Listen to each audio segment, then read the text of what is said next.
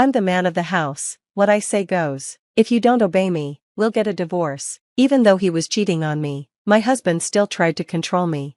Why should I have to listen to him? Fine, let's get a divorce then, I replied calmly.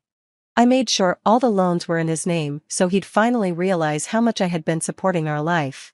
My name is Belle, I'm 36 years old and work as a system engineer.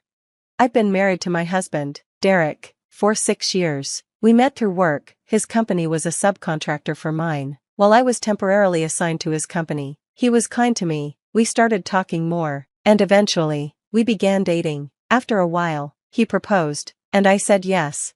When we got married, I quit my job. Working as an engineer was exhausting, the long hours drained me both physically and mentally, and the pay wasn't worth the stress. I worried that if I kept working like that, I wouldn't have time for Derek, and our marriage would suffer. So, I became a freelancer. This gave me more time to handle the housework and spend time with my husband. In the beginning, freelancing didn't pay well, but as I gained more clients, my income grew quickly. I was grateful to Derek for supporting us financially during those early days when I wasn't earning much. I put a lot of effort into taking care of our home. Cooking wasn't my strong suit, but I tried new recipes every day to make him happy. Thanks for cooking and cleaning, it really helps, Derek said, and his words made me feel appreciated. In the early years of our marriage, we respected and cared for each other, life was happy. But a few years later, Derek brought up something unexpected. Don't you think it's time for us to get a new house? He asked. A new house? I was surprised. Derek wasn't exactly great at saving money. Shouldn't we save more first? I suggested. What are you talking about? I earn a good salary, we've never had financial problems, have we? I wanted to say, that's because I've been contributing my own income, but I held back. Although Derek gave me money for household expenses, he spent his personal allowance recklessly. To make up for it, I used part of my income to balance the household budget. I didn't tell him how much I was earning, I was afraid it might hurt his pride. Besides, I wanted to show gratitude for his financial support when I first started freelancing. But now, Derek didn't seem to understand how much things cost, or how much we were actually spending. What kind of house do you have in mind? I asked, trying to steer the conversation. Derek kept adding more and more expensive features to his dream house. All of this will cost a lot, I pointed out. It's fine, this is a once-in-a-lifetime thing, and my income should cover it, he replied confidently. I wanted to finally tell him the truth about our finances. Derek, I've been helping with household expenses too. I earn a good income from freelancing, I said. But instead of listening, he accused me of lying. Come on, don't make stuff up, he said. I'm not lying, I insisted. Even though I tried to convince him to choose a more affordable house, Derek didn't listen. He took out a huge loan based on his salary alone. At first, we seemed okay financially, but over time, Derek's spending spiraled out of control. He started buying expensive clothes, luxury watches, and going out drinking with his coworkers almost every night. He worked overtime to cover some of it, but his reckless spending became impossible to ignore. Despite everything, Derek was determined to build a house, and in the end, he made it happen. Wow, this house is amazing. Owning a house really feels like a symbol of success, doesn't it?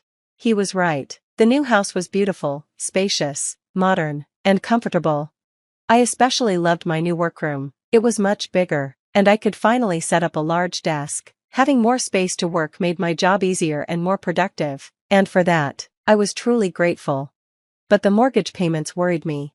Derek didn't seem to grasp how serious they were. We had to make large payments every month on a long-term loan. The house was in his name, but he spent so recklessly that his bank account was often empty. Because of that, I had to use my income to cover the mortgage.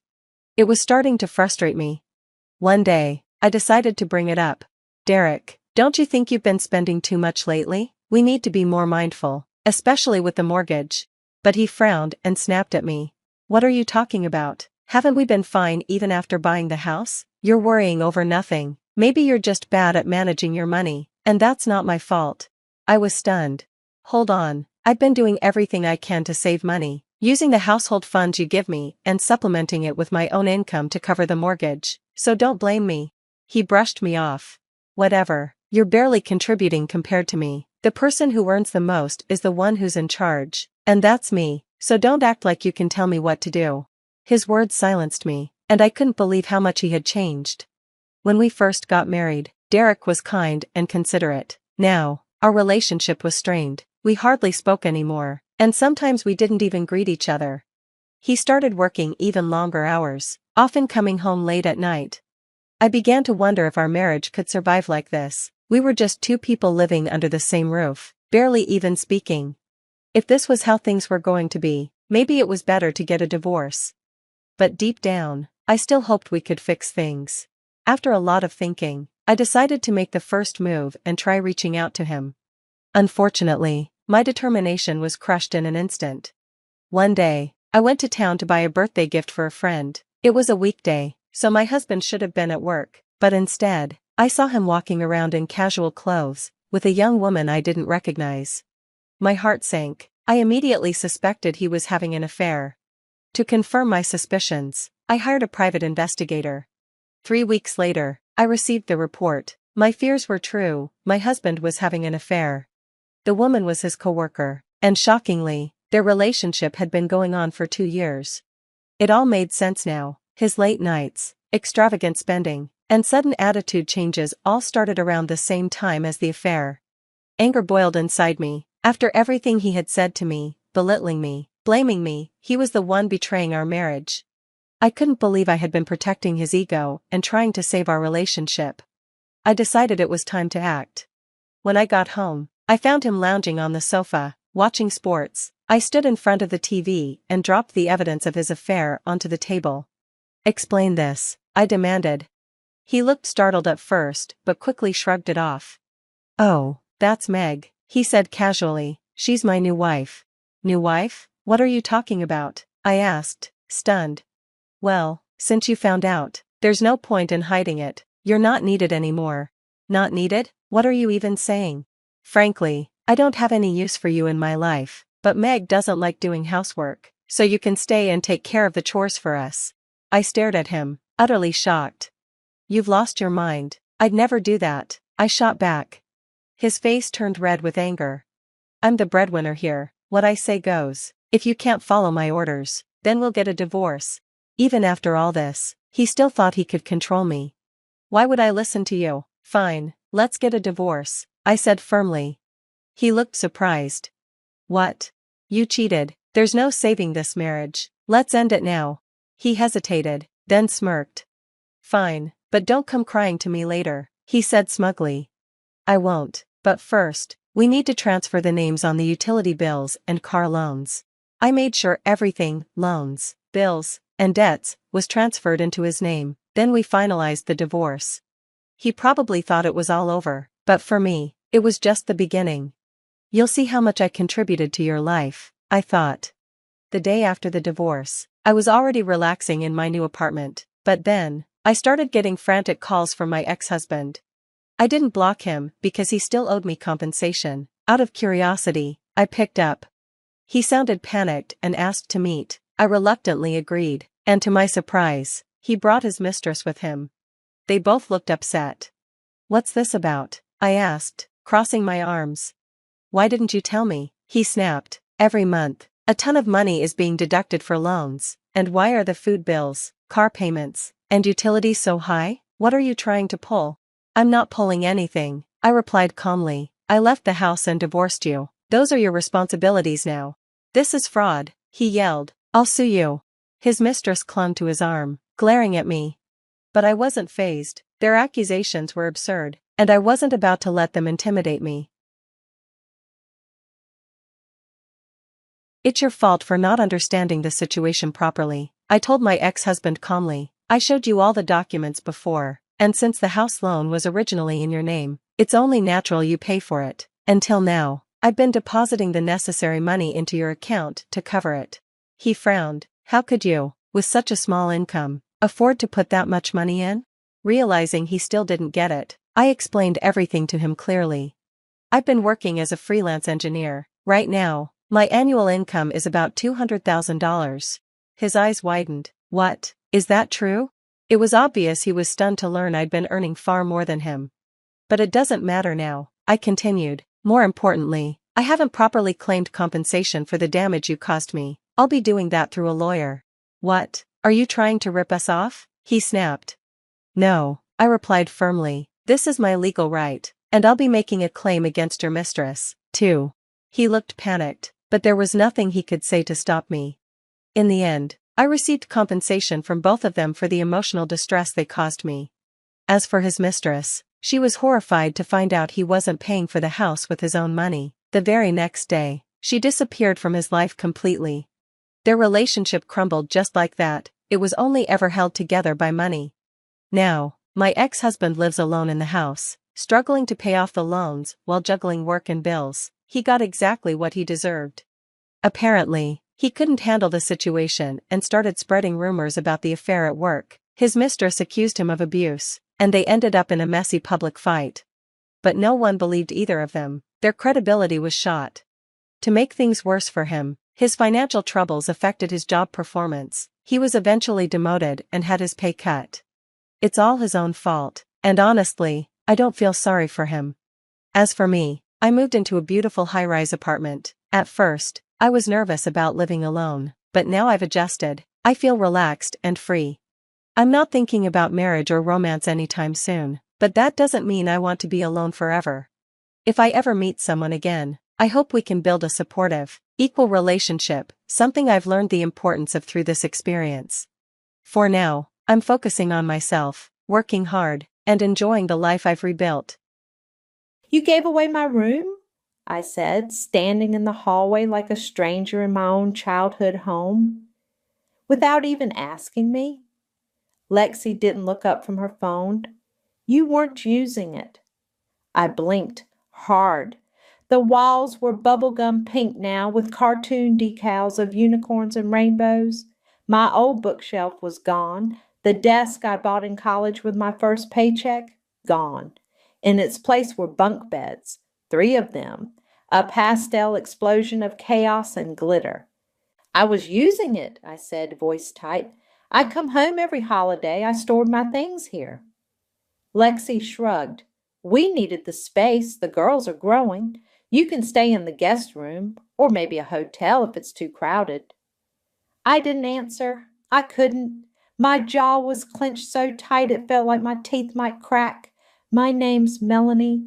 I'm 36, a CPA, and apparently, according to my family, a walking ATM with no emotional needs or spatial requirements. 15 years ago, I co-signed the mortgage on this house. My parents were drowning in debt, and I was fresh out of grad school with a shiny new job and a bleeding heart. They cried. I signed. Then I paid every single month. And now my room was a daycare. Mom said you'd understand, Lexi added, still scrolling. She said you're practical like that. I turned around and walked back down the hallway past the framed photos of Lexi's wedding, divorced now, Lexi's baby shower, 3 kids later, Lexi at Disneyland with my parents, me noticeably absent in every single frame. In the kitchen, Evelyn was stirring something on the stove, smelled like her famous chicken and rice.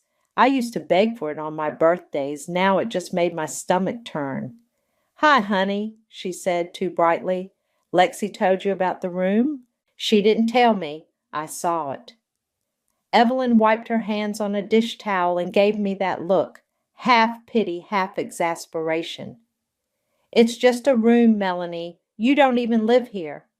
I paid for it. She blinked. What do you mean? I pay the mortgage, have been paying it for years. Oh, sweetheart, she said, laughing like I'd made a joke.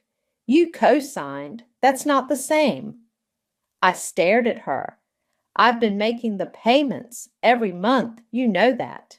She waved a hand like she was swatting away a fly. Well, it all goes to the same place. We're family. That word. Family. They used it like a leash. Lexi walked in with Desmond trailing behind her. He was 9 now, taller than I remembered. He gave me a shy smile. Hi, Aunt Mel. Hey, kiddo. I smiled back, but it felt like my face might crack from the effort. Dinner's almost ready, Evelyn said. Set the table, would you? I didn't move. Melanie, she asked again, like I hadn't heard her. I'm not staying, I said. I just came to drop off the gifts. Lexi rolled her eyes. You're so dramatic. I turned to her. You took my room. It's a house, not a museum, she said, arms crossed. You live in the city. You have your own place. Why do you care? Because I paid for this one, I wanted to scream. Because I gave up vacations and new clothes and goddamn therapy to make sure you all had a roof over your heads. Because I thought, stupidly, naively, that one day they'd say thank you. Instead, they gave my bed to a toddler who still pees the sheets. I'll be back tomorrow, I said, heading toward the door. For what? Evelyn called after me. To drop off a delivery. What delivery? You'll see. I slammed the door behind me, got in my car, and drove without turning on the radio. My hands were shaking on the steering wheel, not from sadness, not even from anger, from clarity. I called Sadie as soon as I got home. Hey, she answered. How's the circus? They gave my room to Lexi's kids. There was a pause. You're kidding. They painted it, took out all my stuff, didn't even tell me. Sadie hissed. Girl, I swear, if I ever meet your mother, they want me to pay for renovations. What? New carpets, paint, lighting, for Lexi's fresh start. There was a long silence. Then, you're kidding? I wish. Sadie's voice dropped. Melanie, this isn't normal. This isn't okay. I know. You've been paying their mortgage for how long? 15 years.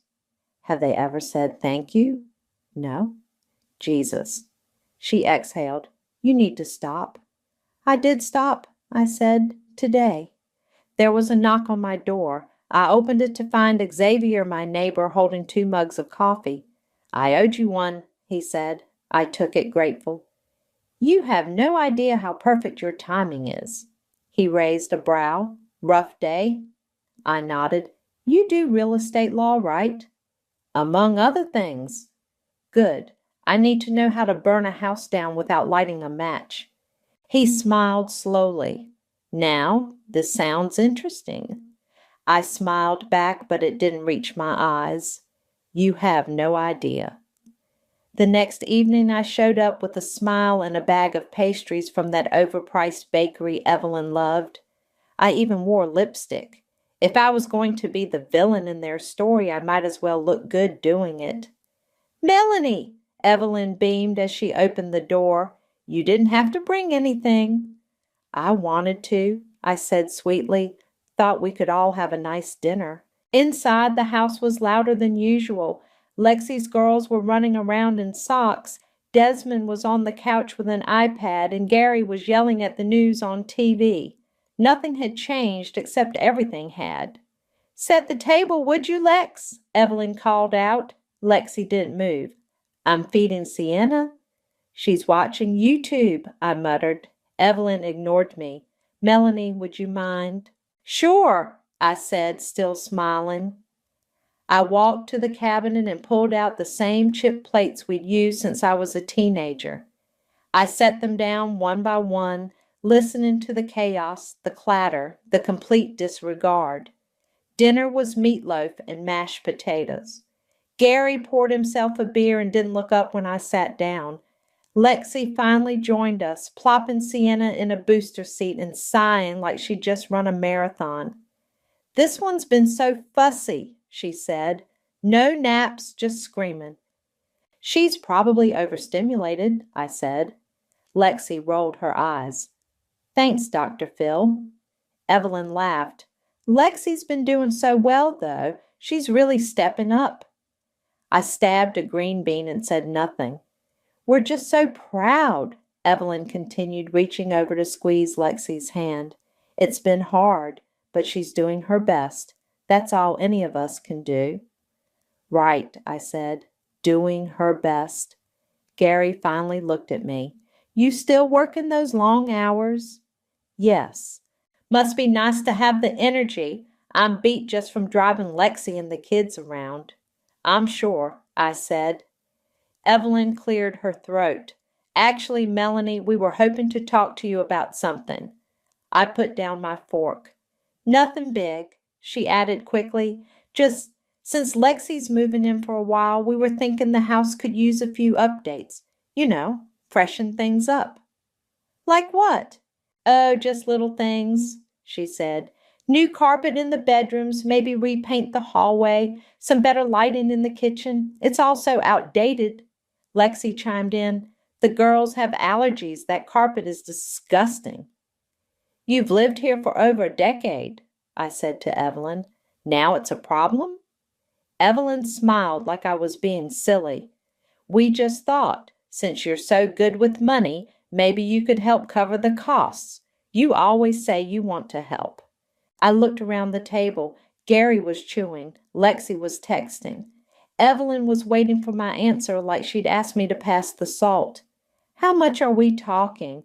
Oh, nothing crazy, she said. A few thousand, maybe 5. We'll keep it simple. Lexi perked up. And maybe some storage units? The garage is a nightmare. I nodded slowly. Sure. Evelyn's face lit up. Really? Oh, thank you, sweetheart. I'll handle everything, I said, standing up. Expect a delivery tomorrow. Lexi blinked. What kind of delivery? You'll see. After dinner, I walked out without saying goodbye. The air outside was cool, sharp. I called Sadie before I even hit the freeway. They want me to pay for renovations, I said. She gasped. You're joking. $5,000 for Lexi's fresh start. That's it, I'm coming over. I'm bringing wine. By the time she showed up, I had the paperwork spread across my dining table. 15 years of mortgage statements, wire transfers, tax records. I didn't need to prove anything to Sadie. I needed to see it all for myself, every dollar, every sacrifice. Sadie stared at the pile. Holy crap, you weren't kidding. I paid every cent. You could have bought your own house by now. I thought I was. She sat down and poured us both a glass. You going to call a lawyer? I already did. Her eyebrows shot up. Who? Xavier, my neighbor. The hot one? I shrugged. He's smart, calm, knows real estate law. Sadie grinned. And he's hot. I rolled my eyes. Focus. She took a sip. So what's the plan? I'm done asking for respect. I'm taking it. Sadie leaned back and raised her glass. To the new Melanie. I clinked mine against hers. To fire, controlled and legal. The next morning, I sent an email to Xavier with scanned copies of everything. Within an hour, he called. You've been paying the full mortgage? He asked. Yes. Every month? Without fail. He whistled.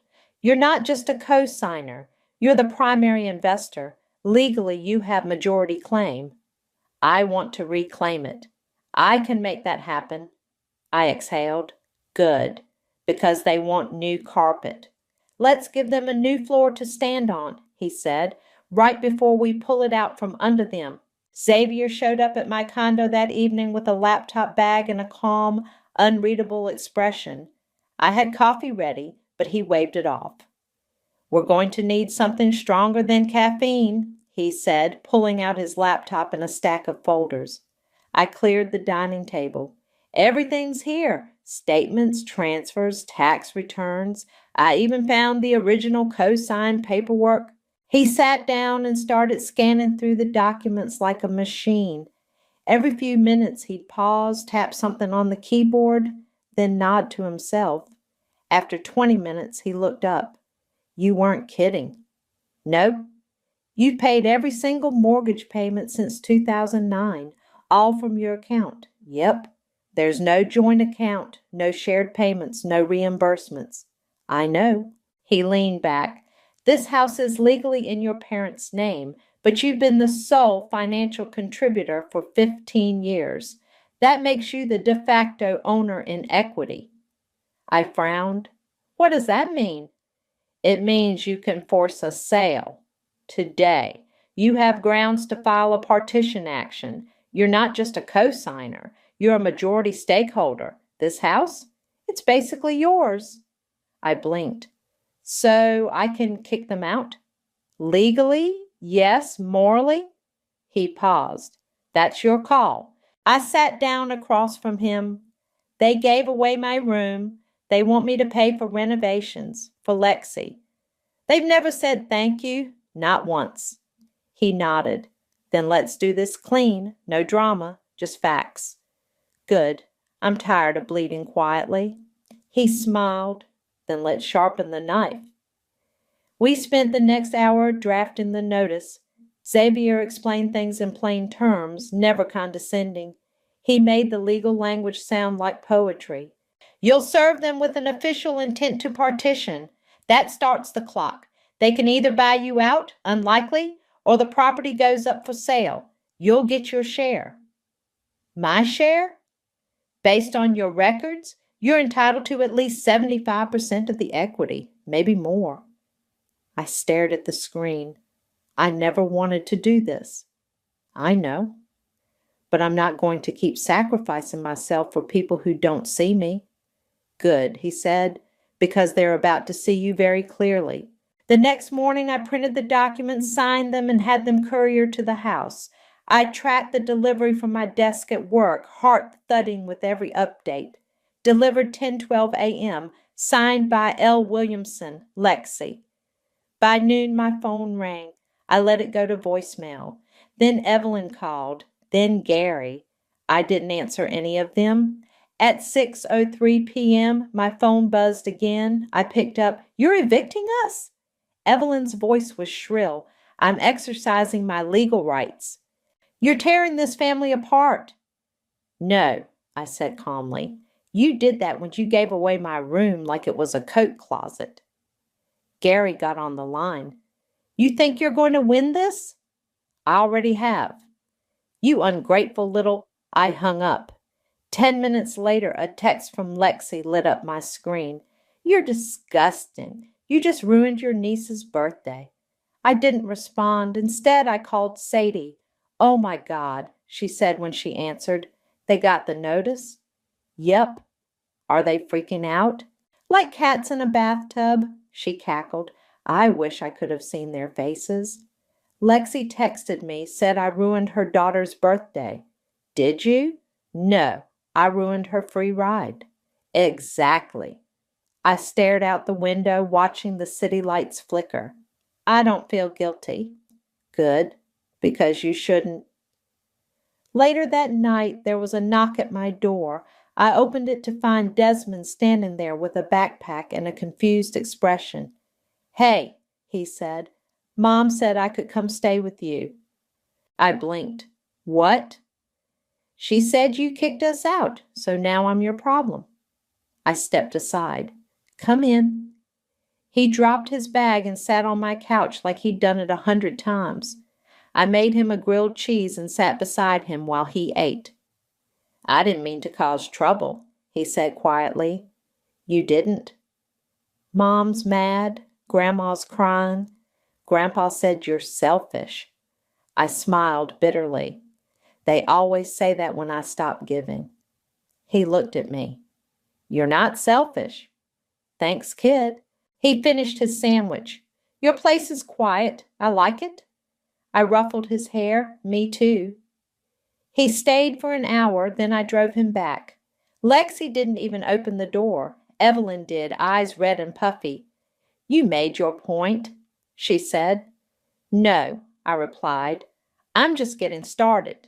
The official eviction notice arrived on a Thursday morning. Certified mail, signature required. I didn't have to be there to see it, but I imagined it in vivid detail. Lexi in her robe, eyeliner smudge, signing the clipboard with a confused frown. Evelyn hovering behind her. Gary yelling from the living room. By 10:30 a.m., my phone was blowing up again. First came the group text. Evelyn. What is this, Melanie? Some kind of joke? Lexi. You're throwing your own family out? You're sick. Gary. Call me. Now. I didn't respond. I was at Xavier's office sitting across from him while he reviewed the final paperwork. He slid a copy of the notice across the table to me. "They have 30 days, he said. "After that, we file for court-ordered sale. You're doing everything by the book." "Good," I said. "I want it clean." He nodded. "You sure you're ready for the fallout?" I looked him dead in the eye. "They gave away my room like I was dead. Now they can live with the consequences." That afternoon, Evelyn called again. I let it go to voicemail. Then she texted. "Evelyn, please come to the house. We need to talk." I stared at the message for a full minute before typing back, "Be there at 5." When I pulled into the driveway, Gary was already standing on the porch like a guard dog. Evelyn was behind him, arms crossed. Lexi was nowhere in sight, but I could hear the girls screaming inside. I walked up calmly, folder in hand. "What the hell is this?" Gary barked, waving the notice. "It's legal," I said, "and overdue." "You're evicting your own parents?" Evelyn's voice cracked. "After everything we've done for you?" I laughed. "Everything you've done for me? Like what? Guilt-tripping me into co-signing your mortgage, handing my room to Lexi without asking, expecting me to pay for renovations while you treat me like a stranger?" "That's not fair," Evelyn snapped. "No," I said. "What's not fair is paying for a house I don't live in, while you pretend I'm just a guest." Lexi appeared in the doorway, arms crossed, jaw tight. "You're doing this for attention." I turned to her. "No, I'm doing this because I'm done being your safety net." She scoffed. "You're jealous. Always have been." "Of what? The way Mom and Dad bend over backward for you? The way you move in here like you own the place while I pay the bills?" "You don't have kids. You don't know what it's like." "And I never will," I said, "because I've spent my life raising a family that wasn't mine." Evelyn stepped forward, tears in her eyes. "You're going to destroy this family over money?" "No," I said calmly. "I'm reclaiming what I already paid for. You gave away my room. Now I'm taking back the house."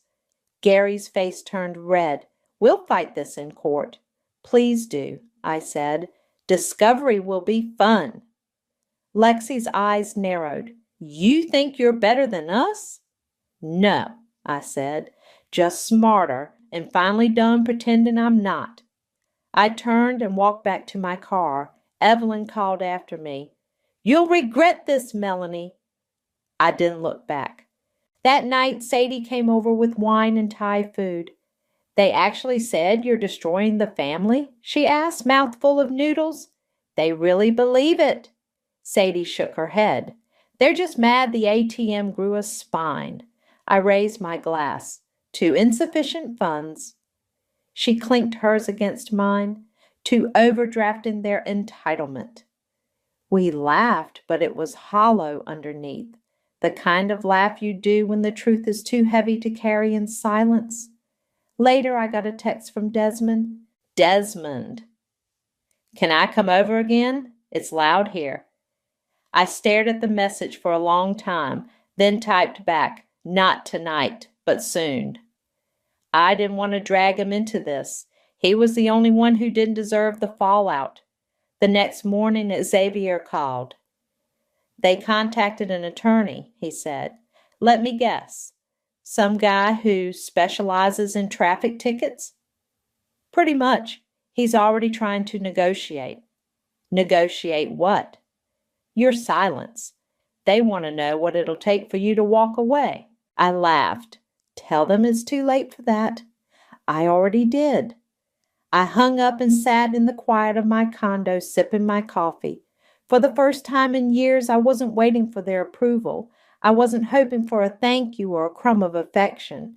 I was done, and they were finally starting to understand what that meant. Lexi showed up at my condo unannounced. I opened the door to find her standing there, arms crossed, eyes wild. "I need to talk," she said, pushing past me before I could answer. I shut the door slowly. "Make it quick." She spun around in my living room like she was surveying an enemy's territory. You're really doing this? You're really putting Mom and Dad out on the street? No one's on the street, I said. They have options. Sell the house. Buy me out. Move somewhere smaller, like adults. They're devastated. They're responsible. Lexi threw her hands up. You're punishing all of us because you're bitter. No, I said, walking into the kitchen. I'm protecting myself because I've been used. She followed me. You think you've had it so hard? You didn't have 3 kids and a divorce. You didn't have to move back in. You didn't have to take my room. It was just a room. It was my room, and you didn't ask. She leaned on the counter. You've always been cold. You don't even know how to be part of a family. I turned slowly. I paid for that family's house for 15 years. She flinched. I walked closer. I gave up vacations, relationships, peace of mind, so you could live rent-free with your kids, so Mom and Dad could brag about their successful daughter while never inviting her to dinner, so you could repaint my walls without asking. Lexi's voice cracked. They love you. They love what I do for them. She looked away. I softened, just slightly. Why are you really here, Lexi? She didn't answer. I waited. Finally, she muttered, I don't know where we're going to go. I nodded. That's not my responsibility anymore. She blinked like she didn't understand the words. Talk to your lawyer, I said. You've got 3 weeks. Use them. Lexi turned and walked to the door. Before she opened it, she looked back. You'll die alone, you know. I smiled. Better alone than surrounded by people who only show up with empty hands? The door slammed shut. I stood there for a long time, breathing. Later that night, I went back to the house. I didn't tell anyone I was coming. I let myself in with the spare key still hidden under the fake rock by the porch. Some things never change. The living room was quiet. The lights were low. I walked down the hallway toward my old room. The door was open. The walls were still pink. The bunk beds were still there. But now the room looked abandoned. Toys scattered. Clothes on the floor. No warmth, no soul. I stepped inside. It didn't feel like mine anymore. It felt like a memory someone else had tried to erase. I turned to leave and found Desmond standing in the doorway. I heard the door, he said. Sorry, I didn't mean to wake anyone. He stepped into the room. It used to smell like books in here. I smiled. I had a lot of them. I liked your room, he said. It felt safe. I crouched down to his level. Make your own someday, Des. Don't wait for someone to give it to you. He nodded, serious. Are you mad at Mom? I'm not mad, I said. I'm just done letting people walk all over me. He looked down. She says you're mean. I tilted my head. Do I seem mean to you? He shook his head. You're just quiet. Sometimes quiet people have the loudest breaking points. He didn't really get it, but he nodded anyway. I ruffled his hair. Go back to bed, okay? He hugged me quick before running off down the hall. I stood there 1 more minute, then walked out of the house for the last time. The next morning, I signed the final sale initiation forms with Xavier. It's all in motion, he said. Once the court approves, the house goes on the market. I nodded. Let it go. You okay? I'm not sure yet. He smiled gently. You will be. That night I got a voicemail from Evelyn. Her voice was hoarse. I don't understand how you can do this to us, after everything. You think you're so strong? One day you'll regret this. One day you'll need us. I deleted the message. No replay, no hesitation. Sadie came over with takeout again. We sat on the floor of my living room eating spring rolls and watching trash TV. You look lighter, she said. I feel emptier, but in a good way. She raised an eyebrow. Like what? Like I finally dropped a backpack full of bricks I didn't know I was carrying. She clinked her soda can against mine, to freedom, to finally choosing myself. And for the first time in years, I meant it. The for sale sign went up on a Tuesday morning, white post, bold red letters. It stood in the front yard like a tombstone. I didn't go see it. I didn't need to. Xavier texted me a photo. Xavier, it's official. I just replied, thank you. By Friday, the house had 3 offers. The market was hot and the location was gold. Xavier handled everything. I barely had to lift a finger. You'll walk away with a solid check, he told me over lunch. More than enough for a down payment on something new. I nodded. I already started looking. He smiled. You thinking house or condo? Something quiet, sunny, all mine. He raised his glass of iced tea. To no more roommates you didn't choose. I clinked mine against his.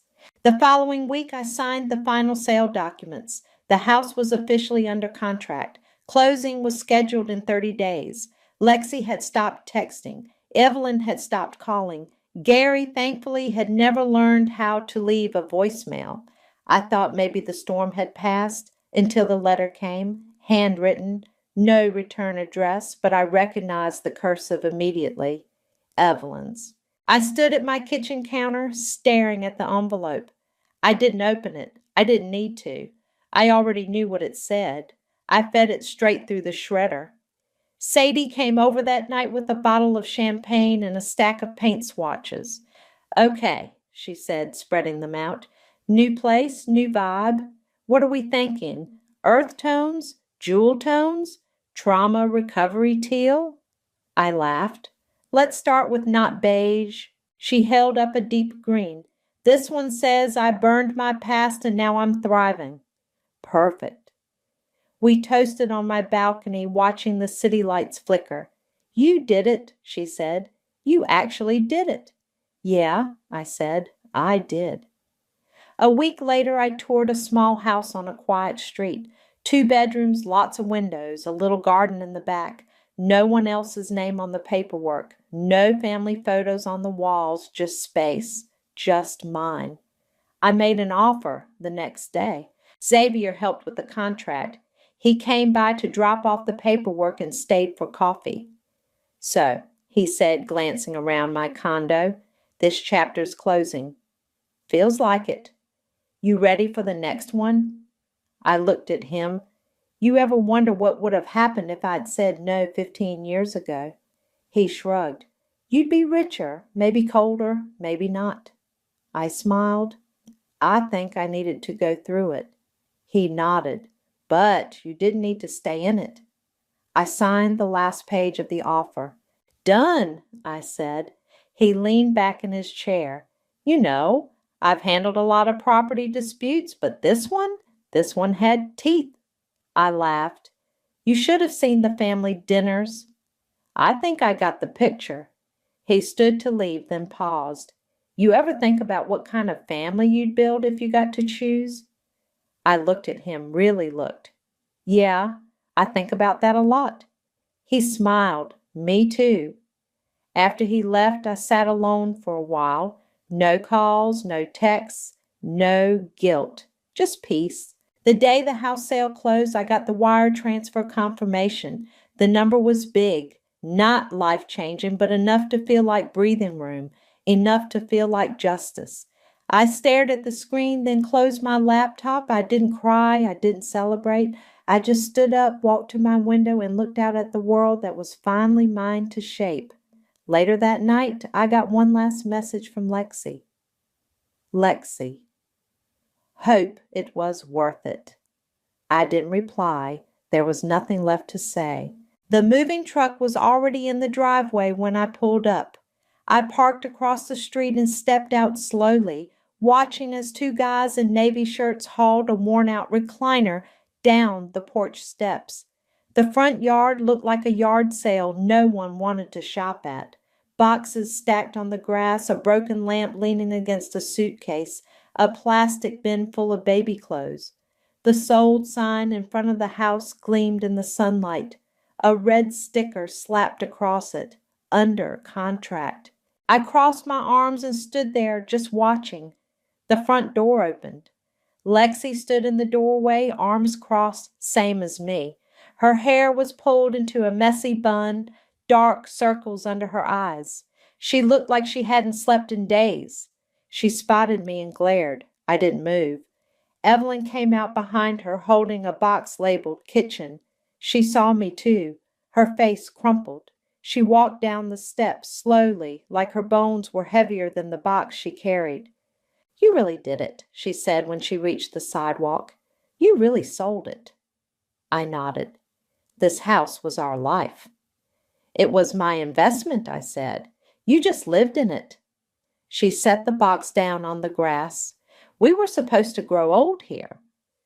"You should have thought about that before you handed my room to Lexi without asking."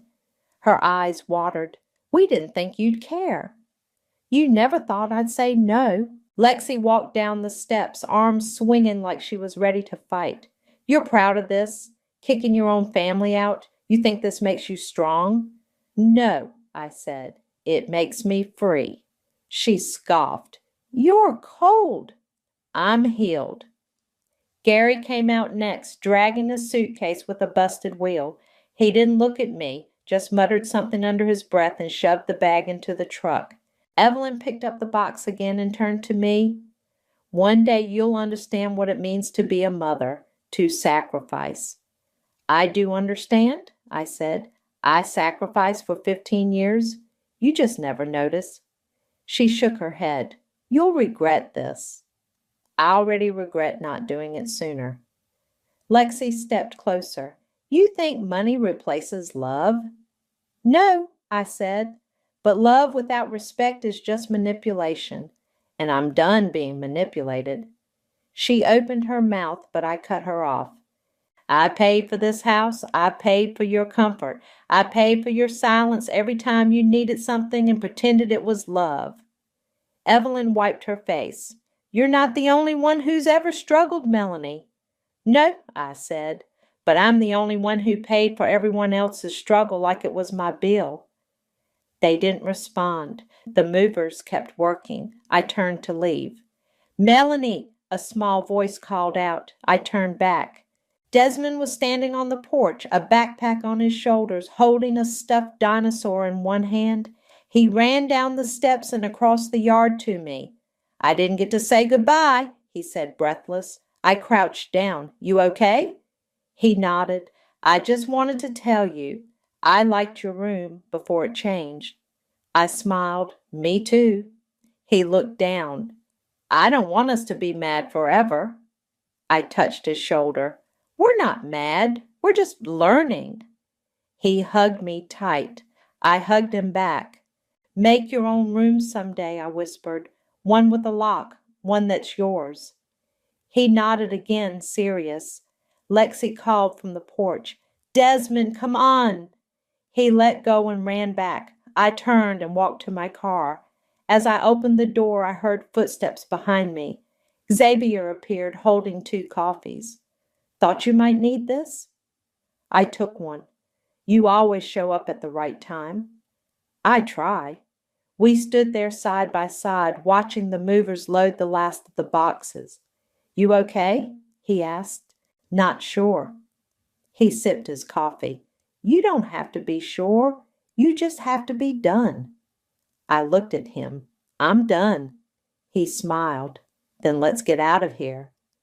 We got in our cars and drove away. I didn't look back. The front door swung open and Sadie burst in, carrying a bottle of Prosecco and a bag of chips. "Your new place smells like peace and eucalyptus," she said, kicking off her shoes. "I almost didn't recognize you without the weight of generational trauma on your back." I laughed, taking the bottle from her. I swapped trauma for throw pillows. The living room was bright. Sunlight poured through the wide windows, catching on the plants I'd finally had time to care for. The walls were painted a soft sage green. No pink, no unicorns, just calm. "Where's Xavier?" Sadie asked, peering into the kitchen. "Picking up cupcakes," he insisted. She raised an eyebrow. "From that bougie bakery?" "Yep." "Damn, you must be special." I rolled my eyes but didn't argue. He'd been around a lot lately, not hovering, just present, steady, like a chair you didn't realize you needed until you finally sat down. Sadie plopped onto the couch and looked around. "So this is it? No more family drama? No more surprise visits? No more guilt-tripping voicemails?" I shook my head. "I blocked them all. Lexi, Evelyn, Gary, done." "Even Desmond?" I paused. "No, he has my number, just in case." Sadie nodded like that was the right answer. "Good. That kid's got a shot." The doorbell rang. I opened it to find Xavier holding a bakery box and 2 coffees. "Am I late?" he asked. "Right on time." We set everything out on the dining table. Cupcakes, chips, wine, coffee. No fancy dinner, no fake smiles. Just people who showed up with full hands and no expectations.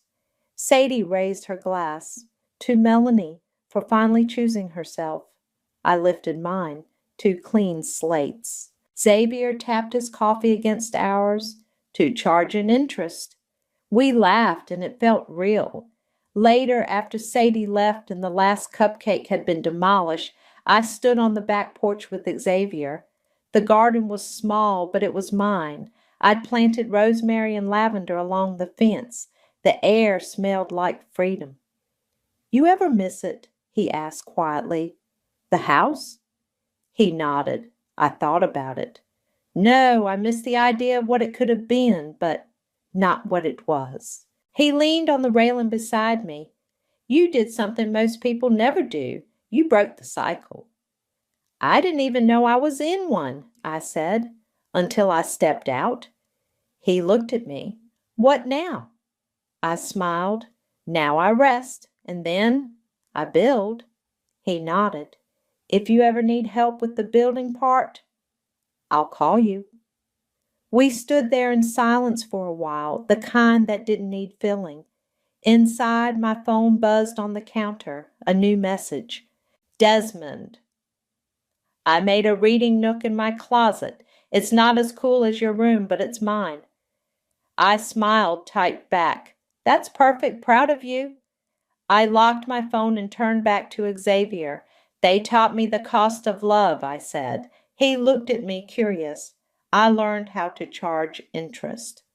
The envelope was heavy in my hands, cream-colored and expensive, the kind of paper that whispers promises of good things. My name was written in familiar handwriting, Lucia's looping script that always made me think of our college days, passing notes in the back of lecture halls. I stood on the porch of what should have been my house. My dream house. The one I'd spent 8 years teaching English in Seoul, Bangkok, and Dubai to save for. The one with the blue door and the garden space I'd already mentally filled with herbs and flowers. The one I'd told Lucia about over countless video calls, showing her listings, asking her opinion on neighborhoods while she nodded enthusiastically. "Open it outside," the real estate agent had said, with a smile that didn't reach her eyes. "Ms. Graham thought you might want a moment." Ms. Graham, Lucia Graham, my best friend for 15 years. I tore open the envelope, my fingers trembling slightly. The paper inside was the same heavy stock, folded precisely. "Louisa, I know this will come as a shock. I've purchased the house you were interested in. I want you to know it wasn't planned. When I came to visit the neighborhood last month, I fell in love with it too. When your financing hit that snag, I couldn't bear to see someone else get it. I know you'll understand eventually. This way it stays in the family. We can laugh about this someday, I promise. I've left the keys with Marjorie. The guest room is yours anytime. Love, always. Lucia." The letter crumpled in my fist. My throat tightened as I looked up across the tree-lined street. And there she was. Lucia, standing on the porch of my house, waving like she was welcoming me home. Her blonde hair caught the sunlight, her smile wide and expectant. I forced my face into something resembling normal and waved back, though my hand felt disconnected from my body. "Would you like to go inside?" Marjorie asked, jingling the keys. "Ms. Graham has arranged for the utilities to be on." "No," I said, my voice sounding hollow even to my own ears. "I think I need some time." "Of course." She handed me the keys with a sympathetic look. "Take all the time you need." I nodded, unable to speak further, and walked back to my rental car. I could feel Lucia watching me, probably waiting for me to turn around, to run across the street and hug her, to tell her it was fine, that I understood. I didn't turn around. In the safety of my car, I let my forehead rest against the steering wheel. The leather was cool against my skin, grounding me as my mind raced through the implications. The financing snag had been minor, a 2-week delay at most. Lucia knew that. She'd known everything. My phone buzzed. A text from Lucia. "Are you okay? Come over when you're ready. We should talk." I started the car without responding. The drive to my temporary apartment was a blur, my mind replaying every conversation we'd had about the house. How she'd asked to see the listing. How she'd suggested visiting to help me decide. How she'd been so interested in my mortgage broker's name. It wasn't until I was inside my sterile, rented space that I allowed myself to feel the full force of it. I sank to the floor, back against the door, and finally let the tears come. Not just for the house, though that loss cut deep, but for the friendship I now realized had been built on sand. 8 years of saving, of teaching English to corporate executives and their children, of living in tiny apartments and sending money home, of missing funerals and weddings because I couldn't afford the flights. All for that house. My house. My phone buzzed again. And again. I ignored it, watching the notifications pile up. "Louisa, please talk to me." "It's not what you think. I did this for us." I turned my phone off and stared at the blank wall opposite me. The rage building inside me was unfamiliar, hot and clarifying. I'd always been the understanding one, the one who made peace, who saw the best in people, especially in Lucia. Not anymore. I pulled myself up from the floor and moved to the small desk by the window. Rain had started to fall, pattering against the glass in an irregular rhythm that matched my heartbeat. I opened my laptop and began to type. First, I needed information.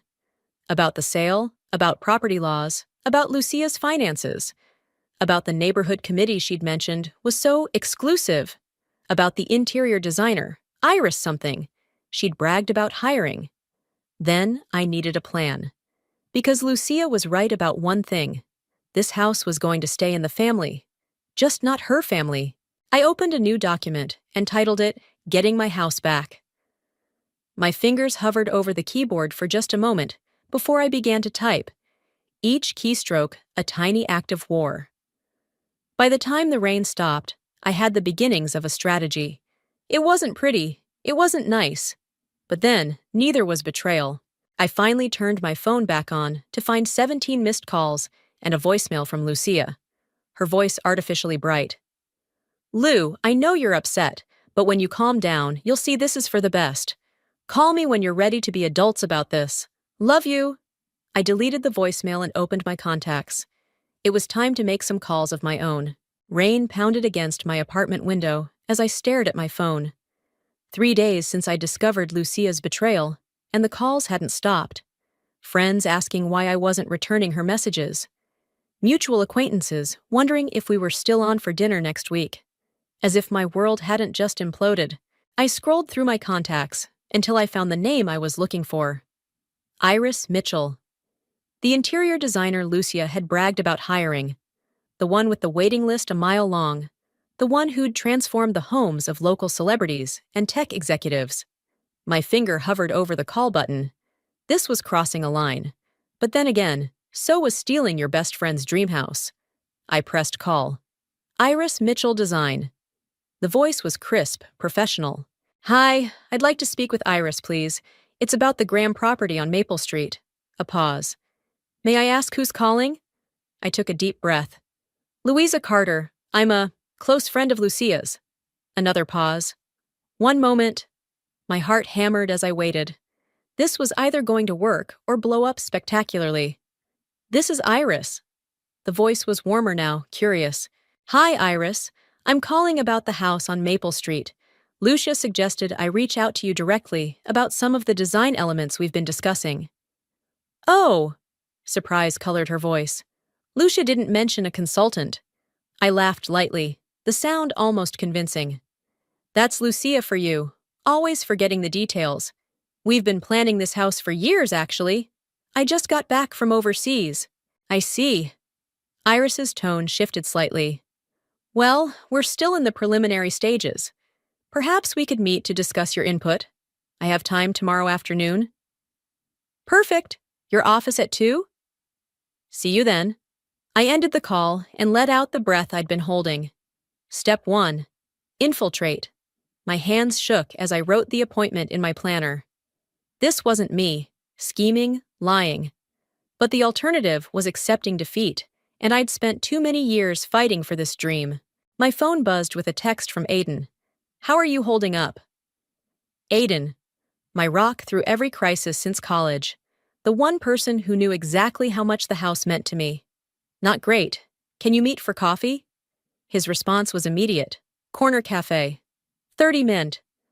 The cafe was busy with the afternoon crowd, but Aiden had secured our usual corner table. He stood when he saw me, his tall frame unfolding as he pulled me into a hug. You look terrible, he said, but his eyes were kind. Thanks. I managed a weak smile as I slid into my seat. That's exactly what a girl wants to hear. He pushed a mug toward me. Already ordered your usual. The familiar scent of chai tea rose in a comforting cloud. You're a lifesaver. So? He said after I'd taken a few sips. What's the plan? I raised an eyebrow. Who says I have a plan? I've known you for 12 years, Lou. You always have a plan. I sighed and leaned forward. I'm meeting with her interior designer tomorrow, pretending to be a consultant. Aiden's eyes widened. That's bold. It's just the beginning. I pulled out my notebook and slid it across the table. I've been doing research. He flipped through the pages, his expression growing more concerned with each turn. Lou, some of this is... looking into zoning violations is one thing, but hacking her email? Not hacking, I corrected. Eric from IT said he could help me recover some of our old conversations, ones where she specifically acknowledged the house was my dream, not hers. And what exactly will that prove? I stared into my tea. I don't know yet, but it's something. Aiden closed the notebook. Have you tried just talking to her? Maybe there's an explanation. An explanation for buying the house out from under me? My voice rose, drawing glances from nearby tables. I lowered it to a harsh whisper. She knew what she was doing, Aiden. This wasn't a misunderstanding. He reached across the table and took my hand. I'm on your side, always. I just don't want to see you become someone you're not because of this. Maybe I need to become someone else, I said quietly. Someone who doesn't get walked all over. My phone buzzed. A text from an unknown number. This is Iris. Something's come up. Need to reschedule our meeting. Also, Lucia mentioned you might be reaching out. Said there was some confusion about the property. Let's clear that up when we meet. My stomach dropped. She knows. Who knows what? Aiden asked. I showed him the text. Lucia must have called her. She's on to me. Aiden squeezed my hand. So, change tactics. You don't need to be sneaky about this. Don't I? I pulled my hand away. Because being honest and straightforward has worked so well for me so far. As if on cue, the cafe door opened and Lucia walked in. She was wearing a cream-colored coat I'd helped her pick out last winter, her blonde hair pulled back in a sleek ponytail. She scanned the room, and when her eyes landed on our table, her face lit up with that familiar smile, the one that had always made me feel like the most important person in her world. Lou! She called, weaving between tables toward us. Thank God! I've been trying to reach you for days. I felt Aiden tense beside me, ready to intervene if needed. But this was my battle. "I've been busy," I said, my voice steady despite the rage boiling just beneath the surface. "House hunting," her smile faltered. "About that, we really need to talk." "Do we?" I stood, gathering my things. "Because I think you've said everything that matters in that letter." "Lou, please! The house was everything to me, Lucia. You knew that." She reached for my arm. "That's why I did it. I couldn't let you make such a huge mistake. The foundation is cracked, Lou. The inspection report." I froze. "What inspection report?" Something flickered across her face. Triumph? Relief? "The one you never bothered to read. That's what I've been trying to tell you." "What inspection report?" I repeated, my voice hollow. Lucia pulled a folded document from her purse and placed it on the table between us. The paper was creased from multiple readings, coffee-stained at one corner. "The one your inspector filed 3 weeks ago," she said. "The one that shows the foundation is compromised. The one that estimates repairs at nearly $100,000. I stared at the document, my name clearly printed at the top. "I never saw this. Your real estate agent was supposed to give it to you." Lucia's voice softened. "When I realized you were still moving forward, I knew you hadn't seen it. I couldn't let you sink your life savings into a money pit." Aiden reached for the report, scanning it with a frown. "This looks legitimate, Lou." My head was spinning. "So you bought a house with a cracked foundation? That makes no sense. I have the money to fix it. You don't." Lucia slid into the chair across from me. "I was trying to protect you." "By going behind my back?" The words tasted bitter. "By not telling me what you found?" "I tried. I called you the day I saw this. You were in Dubai, remember? The connection was terrible, and you were so excited about finalizing the deal." She sighed. "I made a split-second decision. Maybe it was wrong, but my intentions—" "Stop." I held up my hand. "Just stop." The cafe seemed too small suddenly, the air too thick. I needed to think, and I couldn't do it with Lucia's earnest eyes on me, with Aiden's concerned glances. "I need to verify this," I said finally. "I need to talk to my agent." "Of course." Lucia nodded eagerly. "And then we can figure this out together. The house can still be yours eventually. Maybe we co-own until the repairs are done, or—" I said I need to verify it. I stood abruptly. "Aiden, can you—" "I'll drive you home," he said, understanding immediately. Lucia reached for my hand. "Lou, please don't shut me out. Not again." Again. The word hung between us, heavy with history. The 6 months after my mother died, when I'd disappeared into grief, ignoring her calls. The year in Seoul, when I'd been too busy building my new life to maintain our weekly video chats. "I'll call you," I said, not meeting her eyes. "After I talk to my agent." Marjorie's office was exactly what you'd expect from a successful real estate agent. Tasteful, expensive, designed to convey trust and competence. She greeted me with a practiced smile that didn't reach her eyes. "Louisa, what a lovely surprise." "Not really a surprise," I said, placing the inspection report on her desk. "I called and made an appointment." Her eyes flicked to the document, then back to my face. "What can I help you with today? You can explain why I never saw this report. The one that shows the house I was about to buy needs $100,000 in foundation repairs." Marjorie's smile didn't waver. "I sent that report to you 3 weeks ago, by email and certified mail." "I never received either." "Well, that's concerning." She turned to her computer, tapping keys with manicured nails. "Let me check. Yes, here's the email, sent on the 15th. And I have confirmation the letter was delivered to your apartment building on the 17th. My apartment building, where packages routinely disappeared, where the mail system was notoriously unreliable. "Show me the email," I demanded. She turned the screen toward me. There it was, sent to my personal email, not the work address I'd been using for all our communications. "You sent it to the wrong email," I said, my voice tight. "We've been using my work email for everything." A flicker of genuine concern crossed her face. I'm so sorry. I must have used the address from your initial inquiry. And you never followed up? Never called to confirm I'd received it? For a report this serious? Marjorie's professional veneer cracked slightly. I assumed when you continued with the purchase that you decided to handle the repairs yourself. Many buyers do. Many buyers with an extra $100,000 lying around? I laughed bitterly. Did Lucia Graham see this report? Her hesitation told me everything. How? I pressed. How did she get access to my inspection report? Marjorie shifted uncomfortably. Ms. Graham is a long-time client.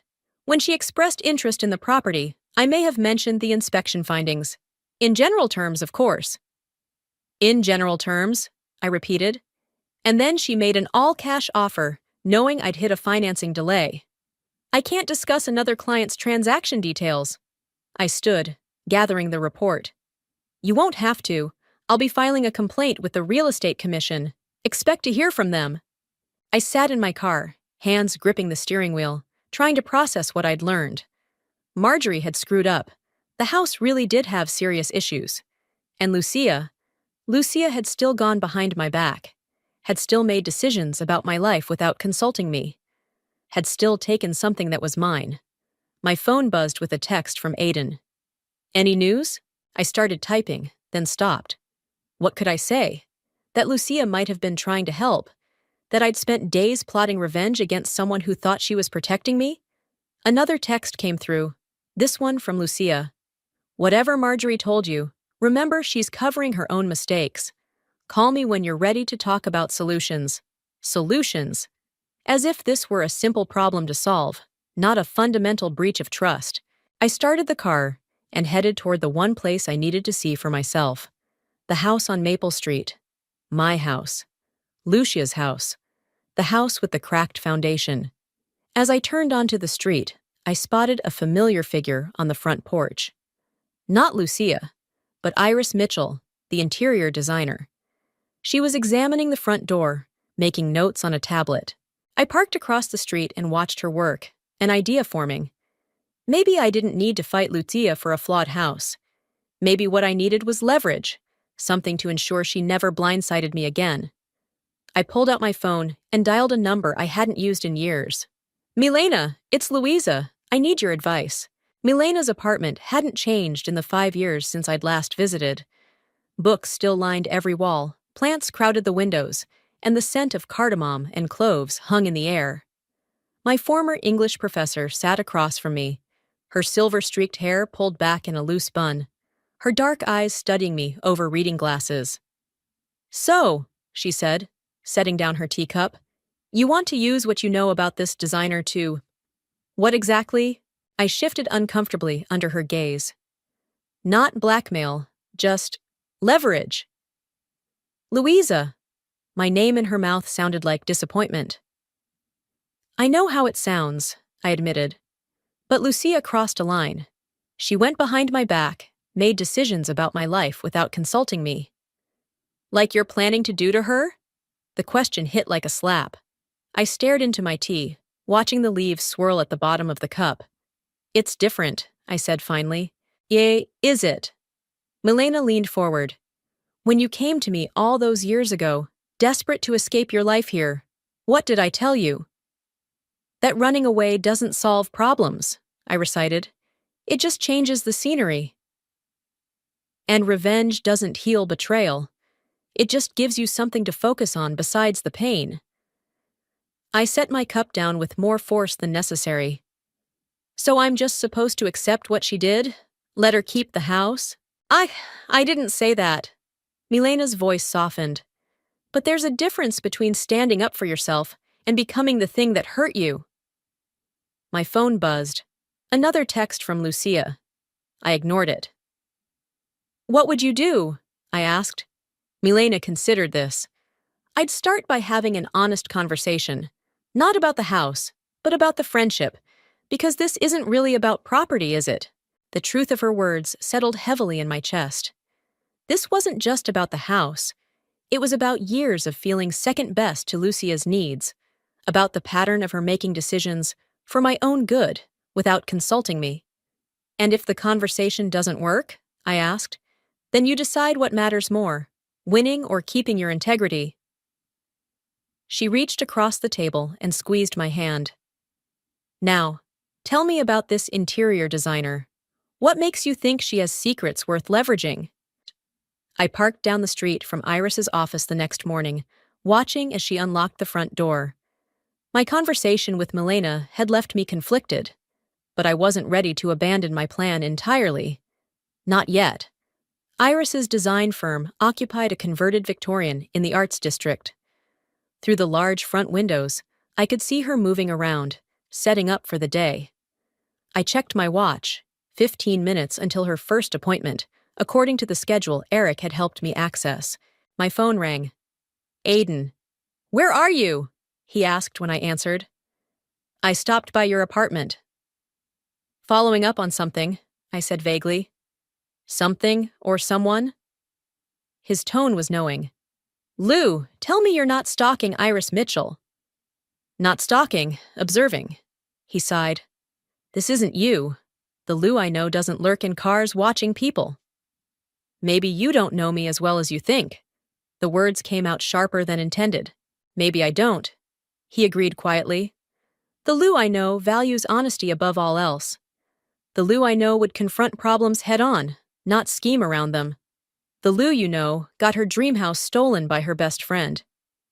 And that sucks, it really does. But this path you're on, it leads somewhere dark, Lou."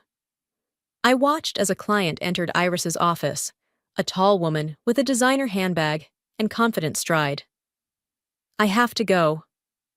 "Lou!" I ended the call and got out of my car. It was now or never. The bell above the door chimed as I entered the design studio. Iris looked up from her desk, recognition flickering across her face. "Louisa," she said, her tone carefully neutral, "I wasn't expecting you." "I was hoping we could talk." I glanced at the client, who was browsing fabric samples. "Privately." Iris hesitated, then nodded. "Jenny, would you mind giving us a moment? Help yourself to coffee in the back room." Once we were alone, Iris gestured to a chair. "I assume this is about the Maple Street property." "Indirectly." I sat, maintaining eye contact. "It's about your business practices." Her expression hardened. "Excuse me?" "3 years ago, you were involved in a lawsuit with a client named Darren. He claimed you were taking kickbacks from contractors, inflating their bids and pocketing the difference." Iris's face paled slightly. "That case was dismissed because Darren couldn't afford to continue, not because you were innocent." I leaned forward. "I have copies of emails between you and Premier Construction discussing your consulting fees." "Where did you get those?" Her voice was barely above a whisper. "Does it matter?" I kept my tone even, though my heart was racing. "What matters is that the licensing board would find them very interesting." Iris stood abruptly, moving to close the blinds on the front windows. When she turned back to me, her composure had returned. "What do you want?" The question hung between us. What did I want? Revenge? The house? Or something else entirely? "I want you to drop Lucia as a client," I said finally, "and I want information." "Information about what?" "About why she really bought that house. Because I don't believe it was to protect me from a bad investment." Iris studied me for a long moment. "You two have been friends for how long?" 15 years. "And you're willing to threaten me, potentially ruin my career, to get back at her?" Put that way, it sounded petty, vindictive, not like me at all. "I'm willing to do what it takes to understand what happened," I amended, "and to make sure it never happens again." Iris sank back into her chair. "Lucia came to me 6 months ago, long before you had an offer on the house."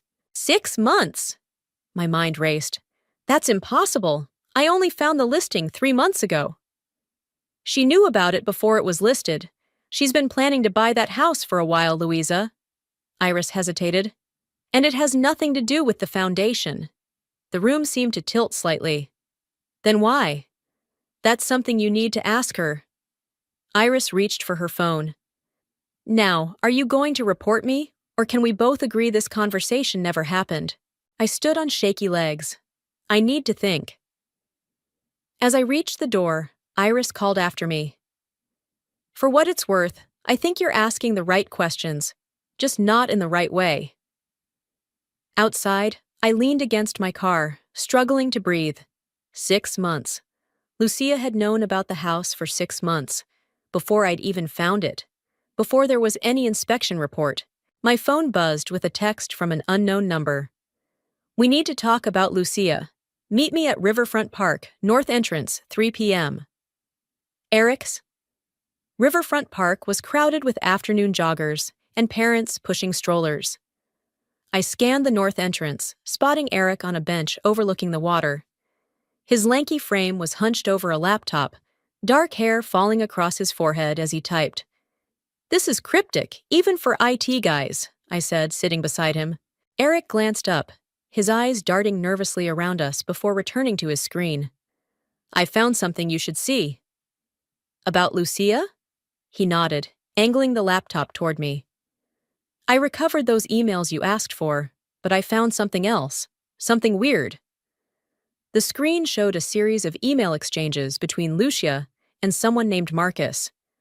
I skimmed the first few messages, my confusion growing. Who's Marcus? Property developer, specializes in historic renovations. Eric pointed to a line in one of the emails. See this? They're discussing the Maple Street house, from 8 months ago. My stomach clenched. 8 months? That's... Before it was even listed for sale. Before you ever mentioned it to her. Eric scrolled down. And look at this one. The email was dated just 2 weeks ago. Lucia. The City Council approved the rezoning request yesterday. Once we secure the remaining properties on the block, we can move forward with the development plan. Your investment in 1422 Maple puts us at 80% ownership of the target area.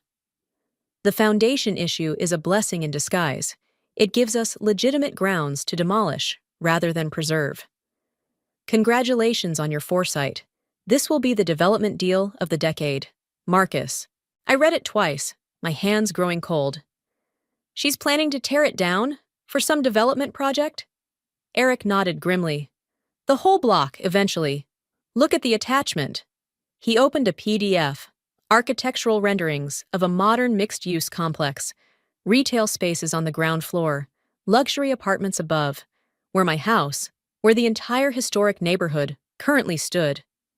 She lied, I whispered, about everything. There's more. Eric hesitated. She's been monitoring your emails. That's why I wanted to meet in person. The world seemed to tilt beneath me. What? There's a forwarding rule on your personal account. Everything gets copied to an address I traced back to her. It's been active for at least a year. A year? Every email I'd sent or received, every conversation about the house, about my plans, about my finances. Why would she? I couldn't finish the question. Eric closed his laptop. Money, the development plan mentions expected returns of 300% for early investors. I stood abruptly, needing to move, to breathe. I have to go. Louisa, wait. Eric caught my arm. There's something else you should know. She's not doing this alone. There are other investors. Who? His eyes met mine. Aiden's name is on the investor list. I drove aimlessly for hours, my mind racing. Aiden, my rock, my confidant, the person I trusted most after Lucia, both betraying me. Night had fallen by the time I found myself outside Aiden's apartment building. Lights glowed warmly behind his third-floor windows. I sat in my car, watching shadows move across the blinds. Was he alone? Was Lucia there? Were they laughing about how easily I'd been manipulated? My phone buzzed with a text from him. I know you're outside. Come up. Of course he knew. He probably had my phone tracked too. The elevator ride to his floor felt endless. Each step down the hallway required conscious effort. When I knocked, the door opened immediately. Aiden stood there, concern etched on his face. Lou, what's going on? You've been sitting outside for 20 minutes. I pushed past him into the apartment. Tell me about the development project. He froze, color draining from his face. What? Don't. My voice shook with rage. Don't pretend you don't know what I'm talking about. The project that's going to tear down my house, the whole neighborhood, the one you and Lucia invested in. Aiden closed the door slowly. How did you find out? Does it matter? You lied to me, both of you. It's not what you think. He moved toward me, hands raised placatingly. Then what is it? I demanded. Explain how my two closest friends conspired behind my back to destroy my dream. We were trying to protect you. The words burst from him. That neighborhood is dying, Lou. The development is inevitable. We wanted to make sure you didn't sink your life savings into a house that would be worthless in 2 years. So you decided to profit from it instead? Without telling me? I wanted to tell you. He ran a hand through his hair. Lucia thought it would be better to wait until after. After what? After you'd secured all the properties? After demolition began? I laughed bitterly. When exactly was the right time to mention you were destroying my dream house? Aiden sank onto the couch. It's complicated, Lou. It's really not. I remained standing, needing the physical advantage. You chose money over honesty, over me. That's not fair. He looked up, his eyes pleading. I invested because Lucia convinced me it was the only way to ensure you got something out of this. The returns would have more than paid for a better house in a better neighborhood. But it wasn't your decision to make. The words tore from my throat. It was mine. My life. My choice. My dream. Lou? No. I stepped back. I trusted you, both of you, and you treated me like a child who couldn't make her own decisions. We were trying to help. By lying, by spying on my emails, by manipulating me. Each question felt like ripping off a bandage, exposing raw wounds beneath. That's not help, Aiden. That's control. He stood, reaching for me. Please, just listen. I backed away. I'm done listening to lies. As I turned to leave, he called after me. What are you going to do? I paused at the door, a cold clarity settling over me. What I should have done from the beginning. Fight back. Outside, my phone rang.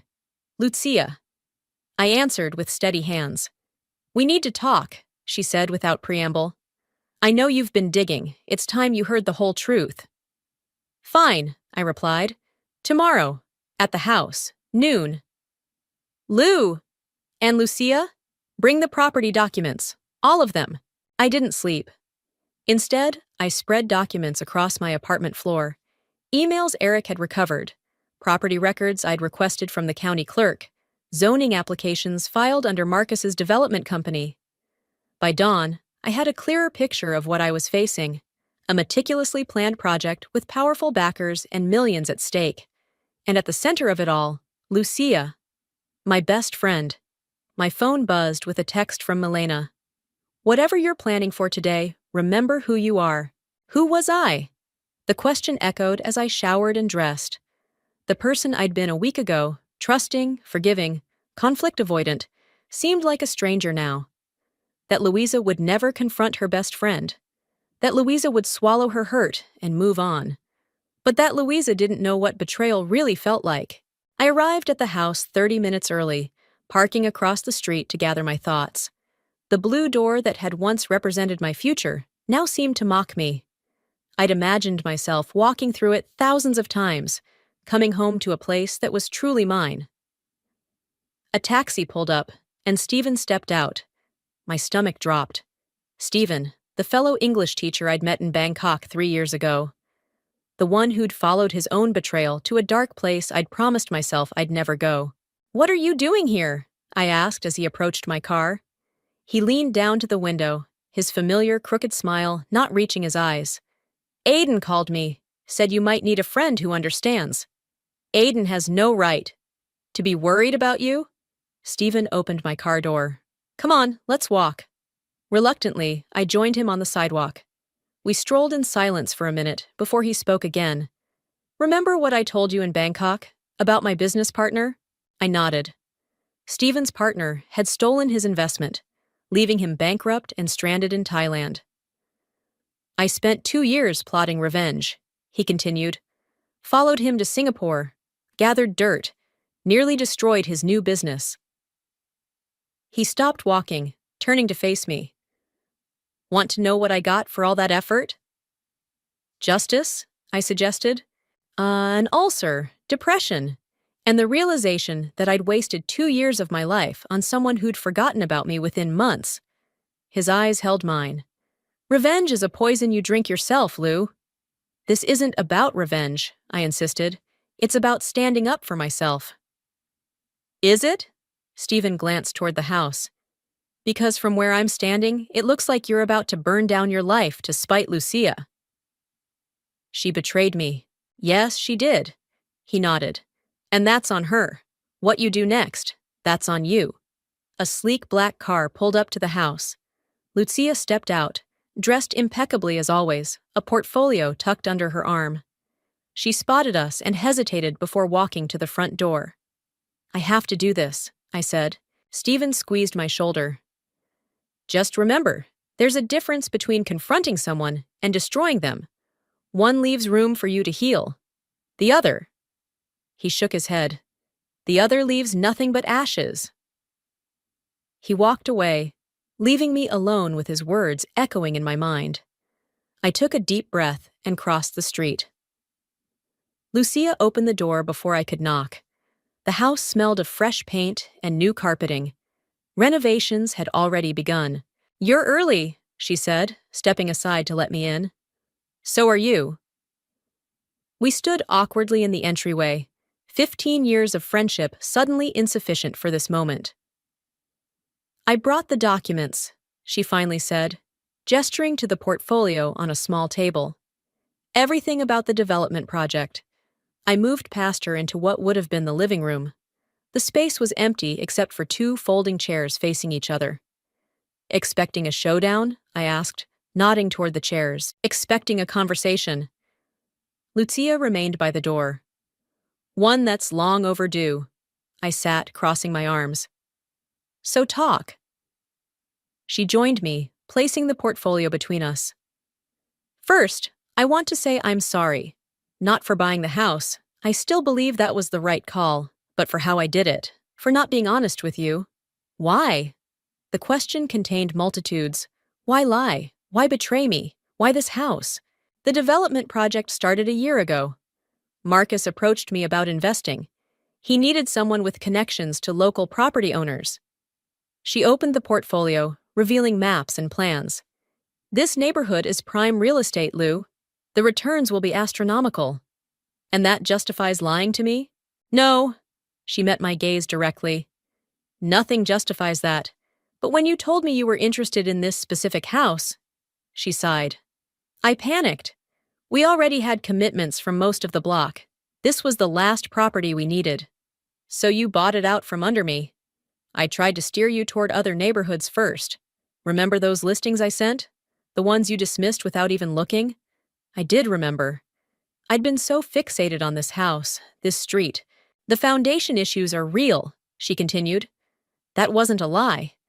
But yes, we plan to demolish and rebuild regardless. And monitoring my emails? Was that part of your protection too? Lucia flinched. That was Marcus's idea. After you mentioned looking at properties in this area, I should have said no. But you didn't. The betrayal still stung, sharp and fresh. You invaded my privacy, you and Aiden both. Aiden didn't know about the emails, she said quickly. He only invested because I convinced him it would help you in the long run. I laughed bitterly. Everyone making decisions about my life except me. I know how it looks. Do you? I stood, unable to remain still. Do you know what it's like to discover the 2 people you trust most have been manipulating you? Planning to profit from your disappointment? That's not fair. None of this is fair, my voice echoed in the empty room. I spent 8 years, Lucia, saving for this, working jobs I hated in countries where I knew no one, missing funerals and weddings and birthdays, all for this house. And you would have lost everything when the development went through. She stood to face me. The neighborhood would have changed around you. Property values would have plummeted during construction. then skyrocketed beyond what you could afford in taxes. That should have been my choice to make. You're right. The admission seemed to deflate her. You're right. And I was wrong. I thought I was protecting you, but I was controlling you. Just like my mother, I finished. The realization hit like a physical blow. You became exactly what I was trying to escape. Lucia winced. I never meant to. But you did. I moved to the window, looking out at the street. So what now? The development moves forward? You get rich, and I get what? Your apology? You get this. She pulled a document from the portfolio and held it out. 20% of my investment share. It's already done. The paperwork was filed yesterday.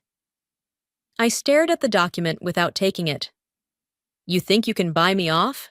I think I can make this right. Her voice cracked slightly. I think I can give you a future instead of a money pit. The returns on this investment will buy you any house you want, Lou. A better one. It was never about the house itself. My throat tightened. It was about having something that was mine, something no one could take away. I know. Lucia set the document on the chair. And I took that from you. I can't undo it, but I can try to make amends. The front door opened before I could respond. Aiden's voice called from the entryway. Lou? Lucia? We need to talk. He appeared in the doorway, his expression grim. Marcus is on his way, with the demolition permits. Lucia paled. That's impossible. The community review period doesn't end for another month. He expedited it. Aiden looked at me. I'm sorry, Lou. I just found out. They're starting demolition tomorrow. Tomorrow. The word echoed in my head as I looked around the room that should have been my living room, in the house that should have been my home. So that's it? I asked, my voice surprisingly steady. Game over? Not necessarily. Aiden stepped fully into the room. There's still one option left, but it's risky. What option? Lucia and I asked simultaneously. The historical preservation clause. His eyes met mine. The one you found in the original deed. The historical preservation clause? Lucia stared at Aiden. What are you talking about? I moved to the window, heart pounding. It was in the original property records. A covenant from 1923 stating that the house cannot be demolished due to its historical significance. That's impossible, Lucia shook her head. Marcus's team would have found it. They did. Aiden pulled out his phone, showing us an email. They found it and buried it. I discovered it when I was reviewing the title documents last night. Outside, a black SUV pulled up to the curb. A tall man in an expensive suit stepped out, followed by two others carrying briefcases. Marcus, Lucia whispered. We don't have much time, Aiden said urgently. Lou, do you still have those property records you requested? I nodded, pulling folded papers from my bag. The original deed and covenant. But will it be enough? They clearly have connections at the city. It will be if we can get it to the right people before demolition starts. Aiden took the papers, scanning them quickly. The Historical Preservation Society has an emergency injunction process specifically for situations like this. Lucia grabbed her phone. I'll call my lawyer. Your lawyer works for Marcus, I reminded her. She paused, then nodded. You're right. We need someone independent. The front door opened. Heavy footsteps approached. Ladies! Marcus's voice was smooth as oil as he entered the room. I see Aiden's joined our little gathering. How convenient. He was taller than I'd expected, with silver hair and the confident stance of someone used to getting his way. The two men flanking him remained silent, watchful. Marcus! Lucia stepped forward. We need to talk about the demolition schedule. Nothing to discuss. He smiled thinly. Permits are approved. Work begins tomorrow at 8 a.m. There's a problem with that plan, I said, finding my voice. This house is protected by a historical covenant. Marcus's smile didn't waver. That old thing? It was invalidated years ago. The paperwork's already been processed. Invalidated how? Aiden challenged. The covenant requires approval from the Historical Society Board to be overturned. There's no record of that happening. A flicker of annoyance crossed Marcus's face. These technical details are hardly worth discussing. The project is moving forward. Not if we file an emergency injunction, I said, meeting his gaze steadily. And who exactly is we? Marcus looked between us. Lucia is my business partner. Aiden is an investor. And you? His eyes narrowed. You have no standing whatsoever. Actually, Lucia interrupted, I've transferred 20% of my shares to Louisa. She's an investor now, too. Marcus's composure slipped momentarily. You did what? It's done, she said firmly. Paperwork filed yesterday. That's a breach of our agreement. His voice hardened. Sue me. Lucia moved to stand beside me. But the demolition isn't happening tomorrow. Marcus studied us, calculating. This is disappointing, Lucia. I thought you understood what was at stake. He turned to one of his associates. Call Judge Wilson. Tell him we need to discuss the Maple Street project. My stomach dropped. Of course he had a judge in his pocket. While you're making calls, Aiden said, holding up his phone, you should know I'm on with Diane from the Tribune. She's very interested in how demolition permits for a historically protected property were expedited through the system. Marcus's face darkened. You're bluffing. Want to find out? Aiden put the phone on speaker. Diane, you still there? Yes, a woman's voice replied. And I'm recording, Mr. Davis. You were saying about the Maple Street Historical Covenant? The room fell silent. Marcus stared at Aiden, then at me, then at Lucia. This isn't over, he said finally. You have no idea who you're dealing with. Actually, I stepped forward, I think we do. A developer willing to falsify documents, bribe officials, and bully property owners to get what he wants. You can't prove any of that. We don't have to. I gestured to Aiden's phone. We just have to raise enough questions to trigger an investigation. How many city officials were expediting permits for you, Marcus? How many judges? His jaw tightened. You're making a mistake. No, Lucia said quietly. The mistake was thinking we could build something worthwhile by destroying what matters to people. Marcus turned to her, betrayal flashing in his eyes. After everything I've done for you, you've done nothing for me, she cut him off. You used me for my connections, just like I used Louisa for her trust. We were both wrong. He stared at her for a long moment, then at me. Fine. Have your little victory today. But remember, people like me always win in the end. With that, he turned and stalked out, his associates hurrying after him. As the front door slammed, my knees nearly buckled. Aiden ended the call and caught my arm. You okay? I nodded, though I wasn't sure if it was true. Did we just win? For now, he said, but he's right. This isn't over. What happens next? I asked, looking between them. Lucia picked up the property documents from the chair. We file these with the Historical Society, get that emergency injunction, and then, she hesitated, then we figure out what to do with this house. We? I raised an eyebrow. If you'll let me help, she said softly. I know I don't deserve it. The anger I'd been nursing for days still burned, but alongside it was something else, a strange sense of clarity. Standing up to Marcus had felt right in a way that plotting revenge never had. The foundation still needs fixing, I said finally. I know a guy, Aiden offered. Honest work, fair prices. I moved to the window again, looking out at the street. The house across the way, the one Lucia had been watching me from that first day, now seemed like part of another life. I need to think, I said, about all of this. Of course. Lucia gathered her things. Take all the time you need. As they turned to leave, I called after them. Wait! They paused, looking back expectantly. The historical covenant, I said. It doesn't just protect this house, it covers the entire block. Understanding dawned on their faces. The whole development, Aiden breathed. It can't happen. Not the way Marcus planned. No, I agreed. It can't. For the first time in days, I felt something like hope unfurling in my chest.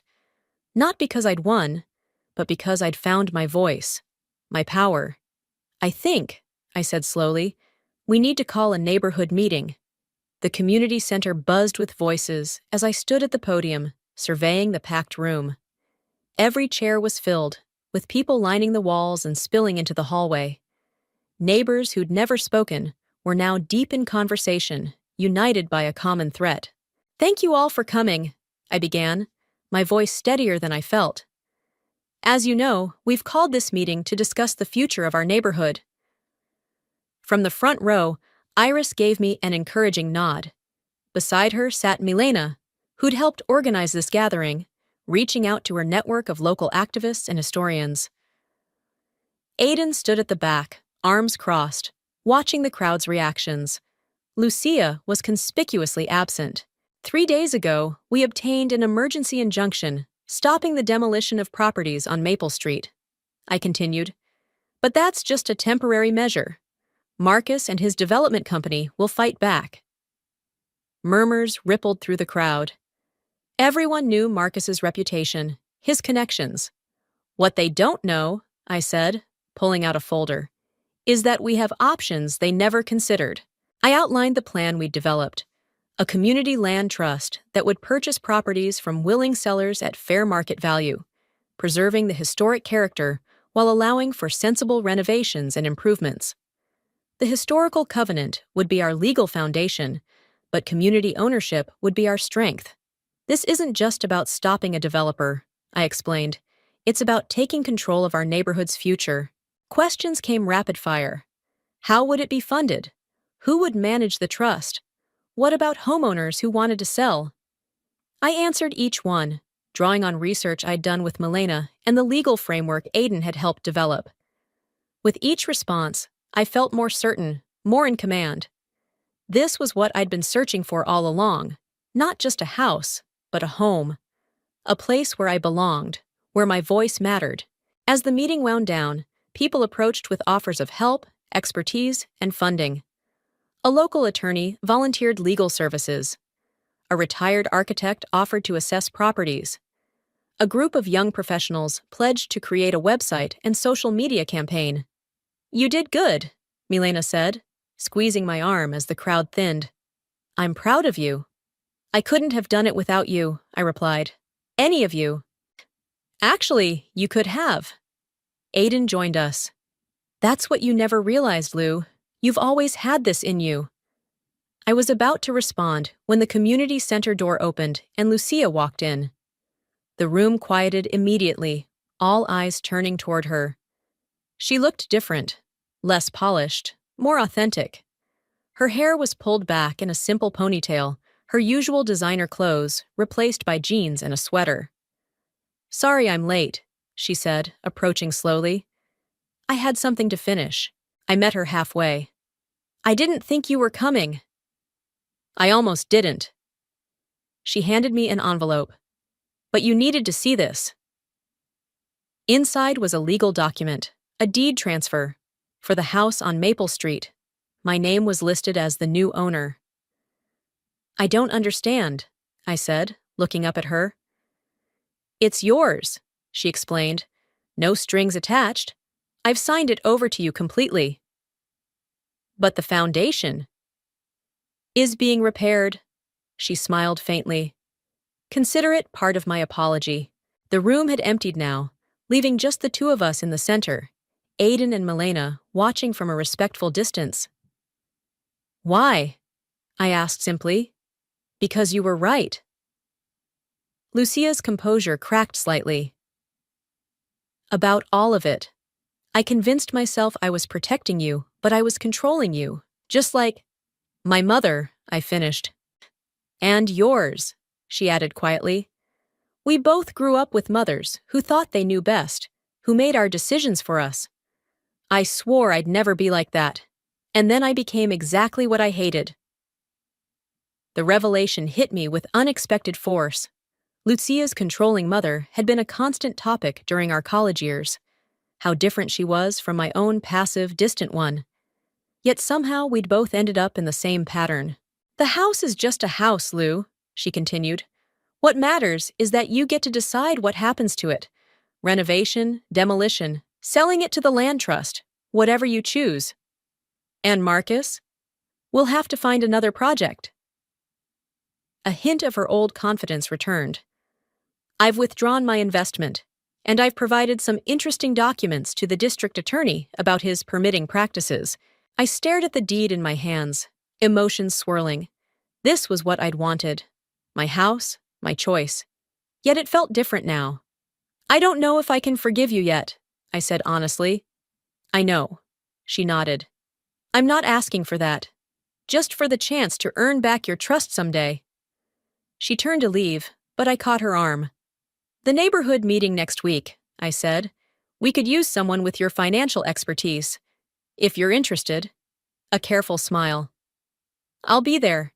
After she left, I walked to the window, watching as she crossed the parking lot. Aiden joined me, his reflection appearing beside mine in the glass. "You okay?" he asked. "Getting there." I tapped the deed against my palm. "I own a house."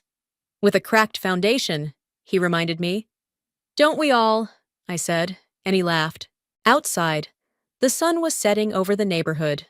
My neighborhood. The houses stood solid against the darkening sky, each with its own history, its own stories. Including mine now. I folded the deed and placed it in my bag. Tomorrow, I'd file the paperwork, make it official. Tomorrow, I'd start planning the repairs, the renovations, the future. But tonight, I just wanted to stand here and breathe, feeling the weight of ownership, not just of a house, but of my choices, my path forward. "Ready to go home?" Aiden asked. I nodded, suddenly certain. "Yes, but not to the blue house, not yet." Some dreams change shape when you hold them in your hands. Some foundations need more than concrete to be truly solid. And some houses become homes only after you've fought for them. Not against others, but against the parts of yourself that settled for less than you deserved. I found it in his suitcase while looking for his passport, a receipt from Tiffany's for a diamond pendant necklace I'd never seen. The paper trembled between my fingers as I stared at the date. 2 weeks ago. Our 5th anniversary wasn't for months. The autumn morning light streamed through our bedroom windows, casting shadows across the cream carpet where Matthew's half-packed suitcase lay open. He was rushing to catch his flight to Chicago, shouting about missing documents from the bathroom where the shower still ran. "Meredith, did you find it?" His voice echoed off tile. I slipped the receipt into my pocket, my heart hammering against my ribs. "Still looking." The lie tasted bitter on my tongue. The necklace cost more than our monthly mortgage payment. In 5 years together, Matthew had never spent that kind of money on jewelry, not even for my engagement ring, which he'd proudly called sensibly elegant when he proposed. I mechanically continued rifling through his belongings, finding the passport tucked beneath a folded dress shirt. The familiar scent of his cologne clung to the fabric, usually comforting, but now somehow cloying. "Got it!" I called out, forcing brightness into my voice. My fingers felt numb. Matthew emerged in a cloud of steam, towel around his waist, water beating on his shoulders. He smiled, that same warm smile that had made me fall for him at that charity auction years ago. "You're a lifesaver, babe." He kissed my cheek, and I fought the urge to flinch. I watched him dress with methodical efficiency. Charcoal suit, pale blue shirt, the silver tie clip I'd given him last Christmas.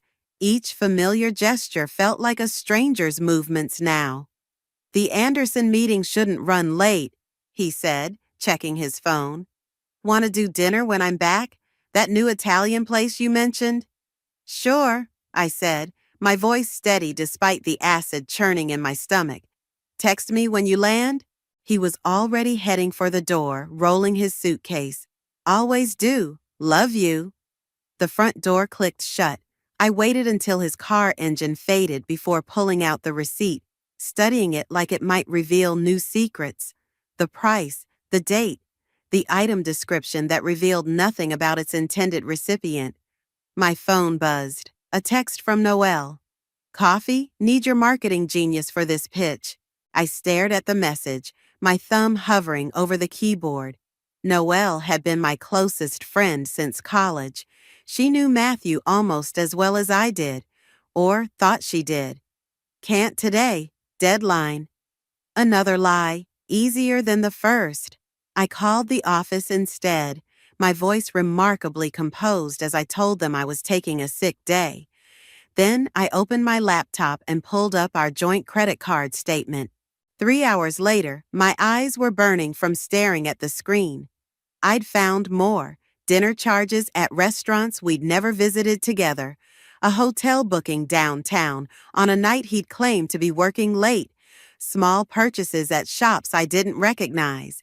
Each discovery was a fresh crack in the foundation of everything I'd believed about us. My phone lit up with a text from Matthew. Landed safe, missing you already. I set the phone face down without responding. The diamond pendant was out there somewhere, probably nestled against someone else's collarbone. Someone who had dinner with my husband at candlelit restaurants while I worked late, believing his excuses about client meetings. The receipt felt heavy in my pocket, a paper weapon that had shattered 5 years of trust in an instant. I thought about confronting him immediately, demanding answers, but something deeper, colder, was taking root beneath the hurt. I opened a new browser tab and typed Tiffany's into the search bar. The pendant would have a serial number, the store would have records, and next week was the annual industry gala, the perfect opportunity to see who might be wearing a brand new diamond necklace. My hands had stopped shaking. The initial shock was crystallizing into something else, a clarity I'd never felt before. Matthew thought he was so careful, so clever with his secrets. He had no idea who he was dealing with. I picked up my phone and opened my calendar, scrolling to next Friday's gala. Time to start planning my outfit. After all, if I was going to watch my marriage implode in public, I wanted to look absolutely devastating doing it. The cursor blinked on the calendar entry as I added a note. Wear red. Red for rage. Red for revenge. Red for the blood he'd never see coming. The gala invitation mocked me from my desk. Thick cream cardstock with gold lettering, promising an evening of celebration and connection. I'd spent the past week methodically preparing, letting the anger simmer beneath a carefully maintained facade of normalcy. Matthew noticed nothing different when he returned from Chicago. He brought me a box of artisanal chocolates, kissed me like always, and slipped seamlessly back into our routine. Each gesture felt like sandpaper against my skin. "You're sure you want to go tonight?" he asked, adjusting his bow tie in our bedroom mirror. "You've seemed tired lately." I smoothed my red dress, a weapon disguised as silk. "Wouldn't miss it. Besides, the Morrison account team will all be there." I watched his reflection carefully, including Gianna. His hands paused fractionally on the tie. Right, good networking opportunity. I'd spent hours choosing this dress, knowing exactly how it would hit every curve. The neckline dipped just low enough to make the absence of any necklace conspicuous. Let him notice. Let him wonder. The ballroom at the Riverside Hotel dripped with crystal and pretense. I recognized faces from a dozen different firms, all playing the same game of corporate musical chairs. Matthew's hand rested at the small of my back as we worked the room, but I felt each time his eyes drifted away, scanning the crowd. "Meredith!" Gianna's voice cut through the chamber music. She air-kissed my cheek, champagne glass dangling from manicured fingers. "That dress is absolutely killer." I hugged her closer than necessary, noting how she stiffened slightly. Thanks. Love your necklace. Is it new? Her hand flew to her throat, to the simple pearl pendant that definitely wasn't from Tiffany's. Oh, this old thing. Had it forever. Matthew had drifted away, deep in conversation with Patrick near the bar. I kept Gianna close, letting the champagne loosen her tongue. How's the Morrison project going? Must be intense all those late nights. What late nights? She frowned. We wrapped that weeks ago. Matthew's been focused on the new healthcare client. Ice spread through my chest. He'd used the Morrison project as an excuse for 3 dinner meetings last month. Of course, I said smoothly. I must be mixing up projects. Speaking of Matthew, have you met Susan from his team? I've been dying to connect with her about their marketing strategy. Gianna's glass froze halfway to her lips. Susan? Oh. Her eyes widened with sudden recognition. You mean Susan from the Chicago office? The room tilted slightly. Yes, I lied. Exactly. I just met her last week when she was in town. Gorgeous woman, has this stunning diamond pendant she was showing off. Said it was a gift from... Gianna's voice trailed off as she finally registered my expression. Horror crept across her face. Oh God, Meredith, I didn't... Excuse me, I managed, turning away. The crowd seemed to pulse around me, faces blurring. I needed air. I pushed through the French doors onto the terrace, gripping the stone balustrade. The night air was sharp with approaching winter. Behind me, the party continued its glittering charade, while my world splintered into before and after. Meredith? Patrick's voice.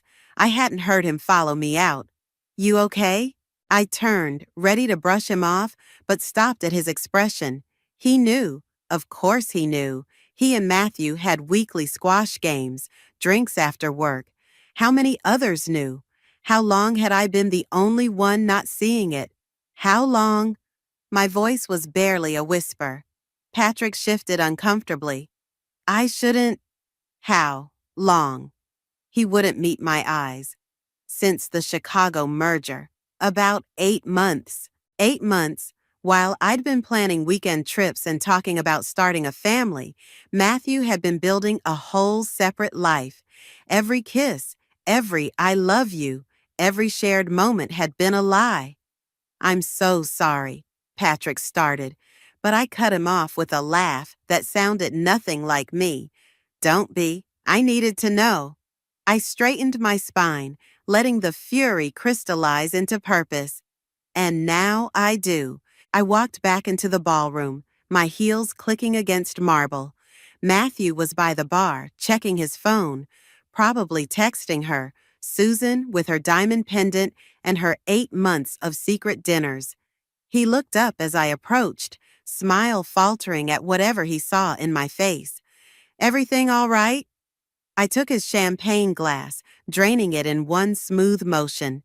Perfect, I said, setting it down with a decisive click. Everything is absolutely perfect. And it was, in a way, because now I knew exactly what I had to do. I waited 3 days after the gala before calling Noelle, long enough to ensure my voice wouldn't shake. She answered on the first ring. Finally, I was starting to think you'd fallen into a marketing black hole. Can you meet? I kept my tone casual. That new coffee place on Maple?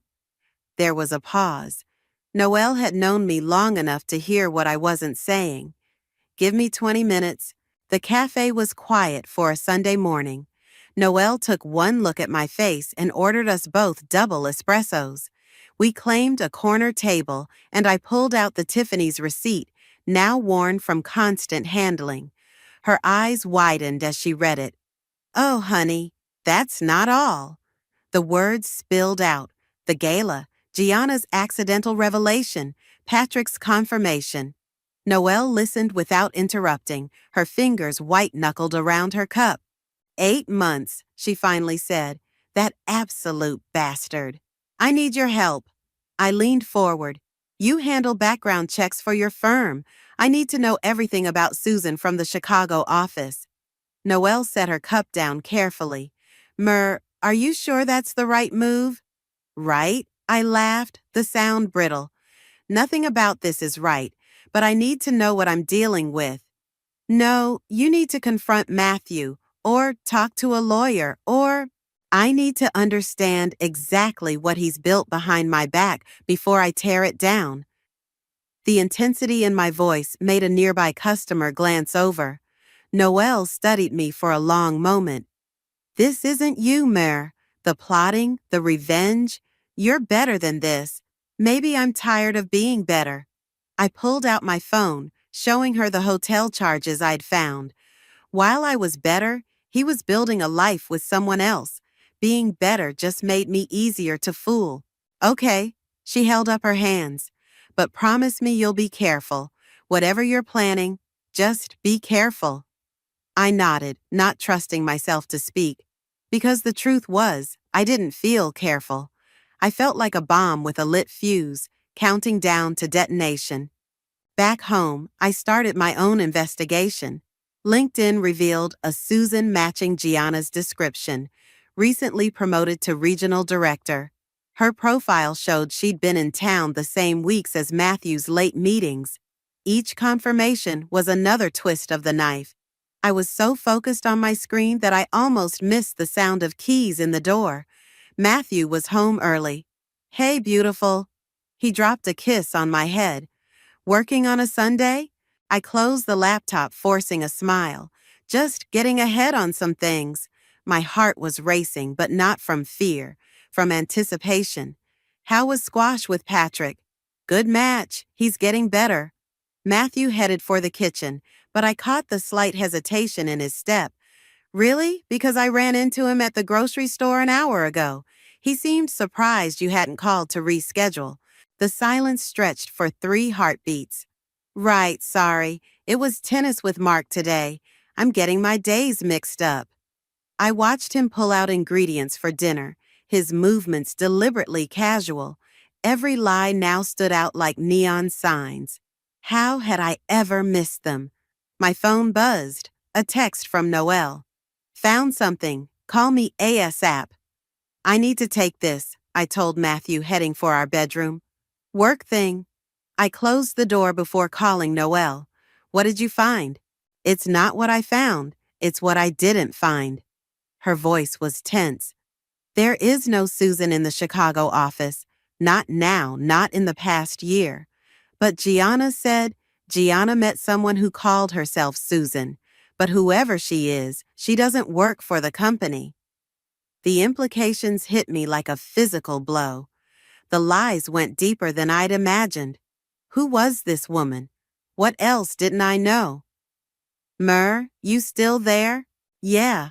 I sank onto the bed, staring at my reflection in the dresser mirror. A stranger stared back, someone harder, colder. I need one more favor. Can you get me the security footage from the Riverside Hotel, the night of the gala? What are you thinking? Gianna said she met Susan last week. If she was at the gala, my voice hardened. I want to see her face. In the kitchen, I could hear Matthew humming as he cooked, playing his role of devoted husband. Let him pretend. Let him think he still held all the cards. Because now I knew this wasn't just about an affair. This was about a carefully constructed fiction, and I was going to dismantle it piece by piece until nothing remained but the truth. The security footage from the gala filled my laptop screen, ghostly figures in evening wear drifting through the frame. I'd been watching for hours, scrutinizing every woman who approached Matthew. Noelle had pulled strings to get the files, but the image quality was frustratingly grainy. A knock at my office door made me jump. Come in. Olive from accounting stepped in, clutching a stack of papers.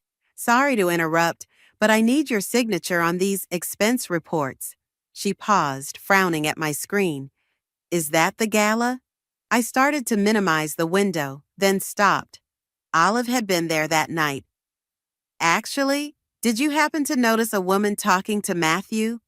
Tall, dark hair, probably wearing something expensive. Something flickered across her face. You mean Susan? My heart stopped. You know her? Olive shifted uncomfortably. I've seen her around. She comes to the office sometimes, usually late afternoons. Always goes straight to Patrick's office. Patrick. Of course. He wasn't just covering for Matthew. He was actively helping him. The betrayal burned fresh. When was the last time? Tuesday? Olive set down the expense reports. Listen, Meredith, I should have said something sooner. It felt wrong watching them all pretend. Them all? The words came out sharp. She sank into the chair across from my desk. There's a whole group that knows. Patrick, Gianna, some others. They do happy hours at Maxwell's downtown. I got invited once, but it felt, I don't know, like being part of something dirty. My hands were trembling. I'd imagined Matthew's betrayal as something contained, just him and this mystery woman. But this was a conspiracy of silence, a web of complicity that included people I saw every day. Show me, I said, pulling up the footage again. Where is she in this? Olive leaned forward, scanning the screen. There, by the bar in the blue dress, that's her. I froze the frame. The woman was facing away, but something about her posture seemed familiar. She was talking to Patrick, one hand resting possessively on his arm. Wait. I rewound further, watching her movements through the crowd. She never fully faced the camera, but her gestures, the way she carried herself. I know her. What? I've met her before, at the Christmas party last year. Patrick introduced her as his sister. Olive's eyes widened. That's impossible. Patrick's sister lives in Australia. He talks about her all the time. The pieces clicked together with sickening clarity. Patrick hadn't just been covering for Matthew. He'd been actively creating her cover story, lending legitimacy to her presence. How many other lies had they constructed? My phone buzzed. A text from Matthew. Working late tonight, don't wait up. I showed it to Olive. Maxwell's? She nodded slowly. Probably. I need a favor. I met her eyes. A big one. 20 minutes later, I watched through Maxwell's front window as Matthew arrived. He headed straight for a corner booth where Patrick was already waiting. No sign of Susan yet. Are you sure about this? Olive whispered beside me. I touched the phone in my pocket, recording everything. Completely. We went inside, choosing a table with a clear view. Matthew's back was to us, but I could see Patrick's face as he looked up and saw us. The color drained from his cheeks. Showtime, I murmured. I stood, walking deliberately toward their table. Matthew was mid-sentence when he sensed my presence. He turned, surprise flickering across his face before he controlled it. Mer, what are you doing here? Funny, I said, my voice carrying. I was about to ask you the same thing. Thought you were working late. I am. Just a quick drink with Patrick to discuss the Henderson proposal. Really? I turned to Patrick. Or are we waiting for your sister, the one from Australia? Patrick's glass slipped, spilling whiskey across the table. Matthew went very still. Meredith, he started, but I cut him off. Don't. Just don't. I placed my phone on the table, the recording still running. I want to meet her, the real her, or the next conversation we have will be with HR. The threat hung in the air. Patrick looked between us, panic rising in his eyes. But Matthew's expression had changed to something calculating. Okay, he said quietly. You want the truth? Come back tomorrow night, same time. Why not now? His smile was cold. Because, darling, there are some things you're not ready to hear. I matched his stare.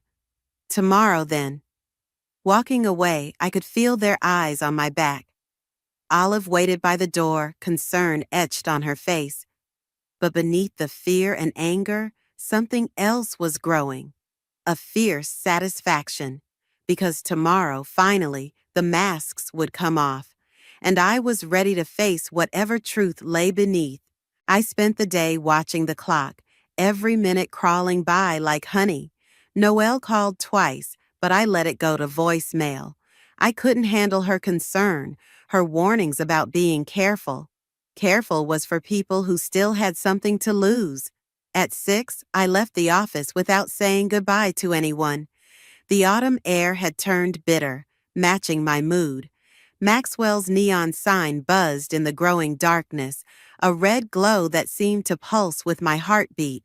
They were already there, Matthew, Patrick, and a woman with dark hair sitting between them. My hands clenched involuntarily as I recognized her profile from the security footage. She looked up as I approached, and the world tilted sideways. "Hello, Meredith," said Susan Roberts, my mother-in-law, the woman who had died in a car accident 12 years ago. I gripped the back of a chair to steady myself. "This is impossible." "Sit down," Matthew said quietly. "Please." I sank into the chair, staring at the ghost across from me. She looked different from the photos Matthew kept. Older, harder somehow, but unmistakably the same woman. "You're dead," I managed. "He told me you were dead?" "He told everyone that." Susan's voice was exactly as I'd imagined it from Matthew's stories. It was easier than explaining the truth. "Which is?" Matthew reached for my hand. I yanked it away. "Don't." "I had to protect her," he said. "After what happened with Dad's company, the investigations, she would have lost everything. The embezzlement scandal." The pieces started clicking together. "But that was a cover story," Susan finished. "Robert wasn't embezzling. He was gathering evidence against the board. They were laundering money for some very dangerous people." She smiled without humor.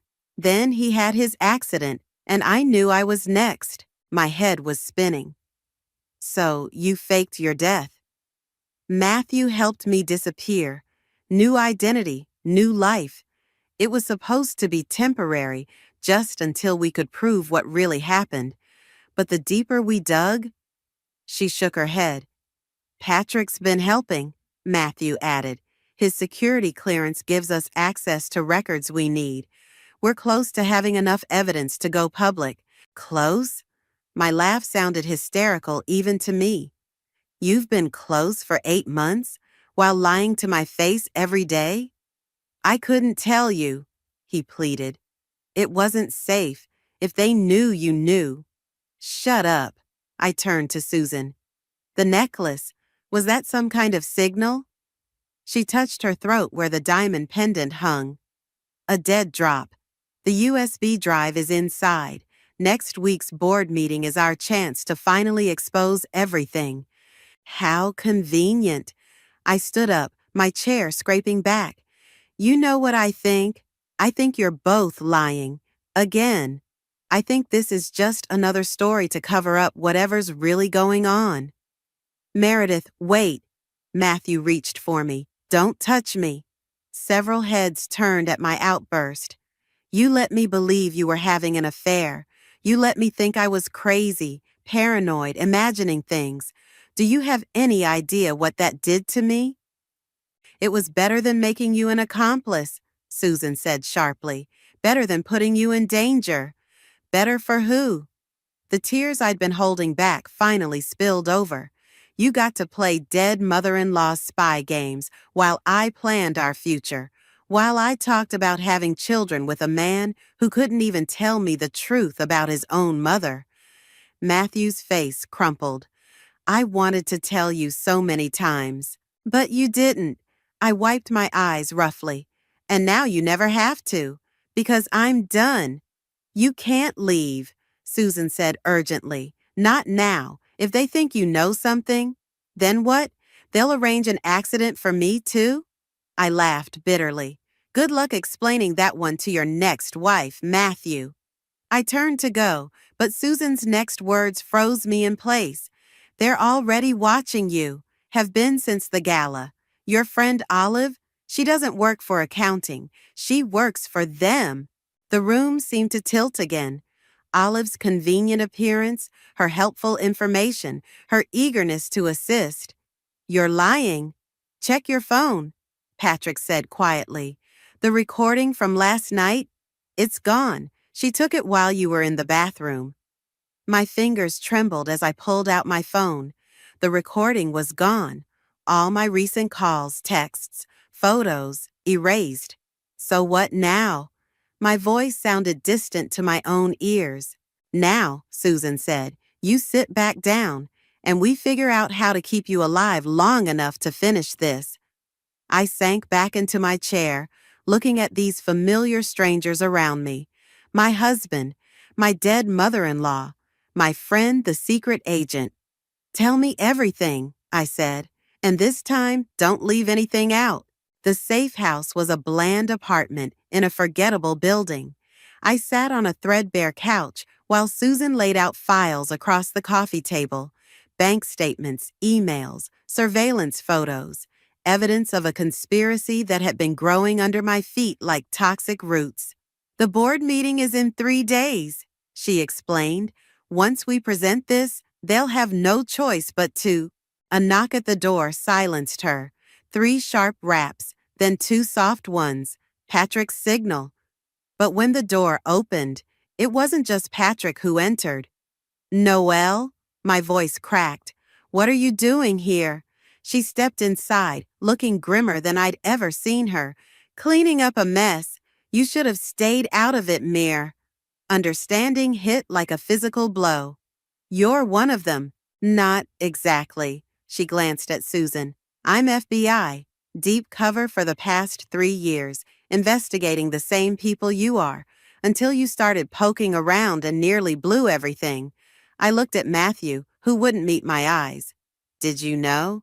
Not until tonight, he said quietly. She contacted us after you left Maxwell's. Noelle sat across from me, her familiar face now strange with secrets. Those background checks you asked for? They set off every alarm we had. We've been building this case for years, and suddenly my best friend is digging into exactly the wrong places. Your best friend. The words tasted like ash. Was any of it real? All of it. She reached for my hand. I pulled away. That's why this is so hard. I need you to step back, Mare. Let us handle it. Step back? I gestured at the files. I'm already in it. Olive is being handled, Patrick interrupted. We've fed her false information. As far as they know, you're just a jealous wife chasing shadows. My laugh had an edge of hysteria. That's exactly what I was. Until an hour ago, I thought my husband was having an affair with his dead mother. Keep your voice down, Susan warned. Or what? More accidents? More lies? I stood up, pacing. How many more people are watching me? How much of my life is even real anymore? All of it was real, Matthew said softly. Everything between us. I just couldn't. If you say you couldn't tell me one more time, I swear to God. We need to move, Noelle cut in. They're expecting suspicious activity around the board meeting. We have to get the evidence in place tonight. No. The word surprised even me. Excuse me? I said no. Clarity was crystallizing through the chaos. You don't get to sideline me now. Not after everything. Meredith, Susan started, but I cut her off. They're watching me, right? Expecting the jealous wife act? A plan was forming. So let's give them what they expect. Understanding dawned on Noelle's face. You want to be the distraction. I want to be myself. I turned to Matthew. Tomorrow morning, I'm going to make a scene at your office. A big one. Very public, very messy. The kind of thing a woman who just discovered her husband's affair would do. While we move the evidence, Patrick nodded slowly, they'll be focused on you. It's too dangerous, Matthew protested. More dangerous than letting me stumble around in the dark? I met his eyes. You wanted to protect me by keeping me ignorant. Look how well that worked out. Silence fell as they considered. Finally, Noel spoke. It could work, but there's no going back after this. Your life as you knew it? My life as I knew it ended the moment I found that receipt. I picked up one of the surveillance photos. At least now I get to choose how it ends. Susan was watching me with new respect. You understand what you're risking? Better than you did when you let me marry your son without knowing the truth. The words hit their mark. She flinched slightly. Tomorrow morning then, Noel said. 9 a.m.? I nodded, already planning. I'll need my red dress. The one from the gala? Matthew asked. Seems fitting. I managed a bitter smile. I bought it to confront your mistress. Might as well wear it to confront your mother. Later, driving home through empty streets, Matthew tried to speak several times. I kept the radio on, drowning him out. Let him sit with the silence for once.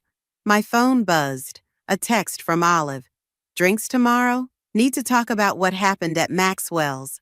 I showed it to Matthew. He tensed. Don't respond. I know how to play my part, I said coldly. I've had plenty of practice. Tomorrow, I would become what they all expected. The hysterical, betrayed wife making a public scene. But behind the performance would be something else. Something harder. Something real. Because now I knew the truth. And the truth, it turns out, was far more dangerous than any lie. The elevator doors opened onto the 32nd floor at exactly 9:07 a.m. My red dress was a battle flag, my heels striking marble like warning shots. Conversations died as I passed. Someone whispered, "Oh shit, good, let them watch." Matthew's office door was closed. Through the glass wall, I could see him at his desk, performing his role perfectly. The unsuspecting husband about to be publicly destroyed. I didn't knock. How dare you? My voice carried across the suddenly silent floor. How dare you sit there pretending everything's normal? He looked up, practiced surprise on his face. Meredith, what are you? Don't. I slammed my hands on his desk, sending papers flying.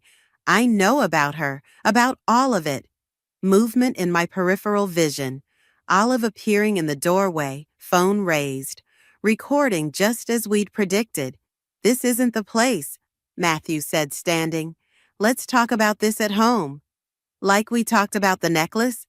I picked up his framed photos, examining them with exaggerated care. Or the late meetings. Or should we talk about your mother? His flinch wasn't entirely acting. Around us, the audience grew. You're upset, he tried. I understand, but I hurled the frame.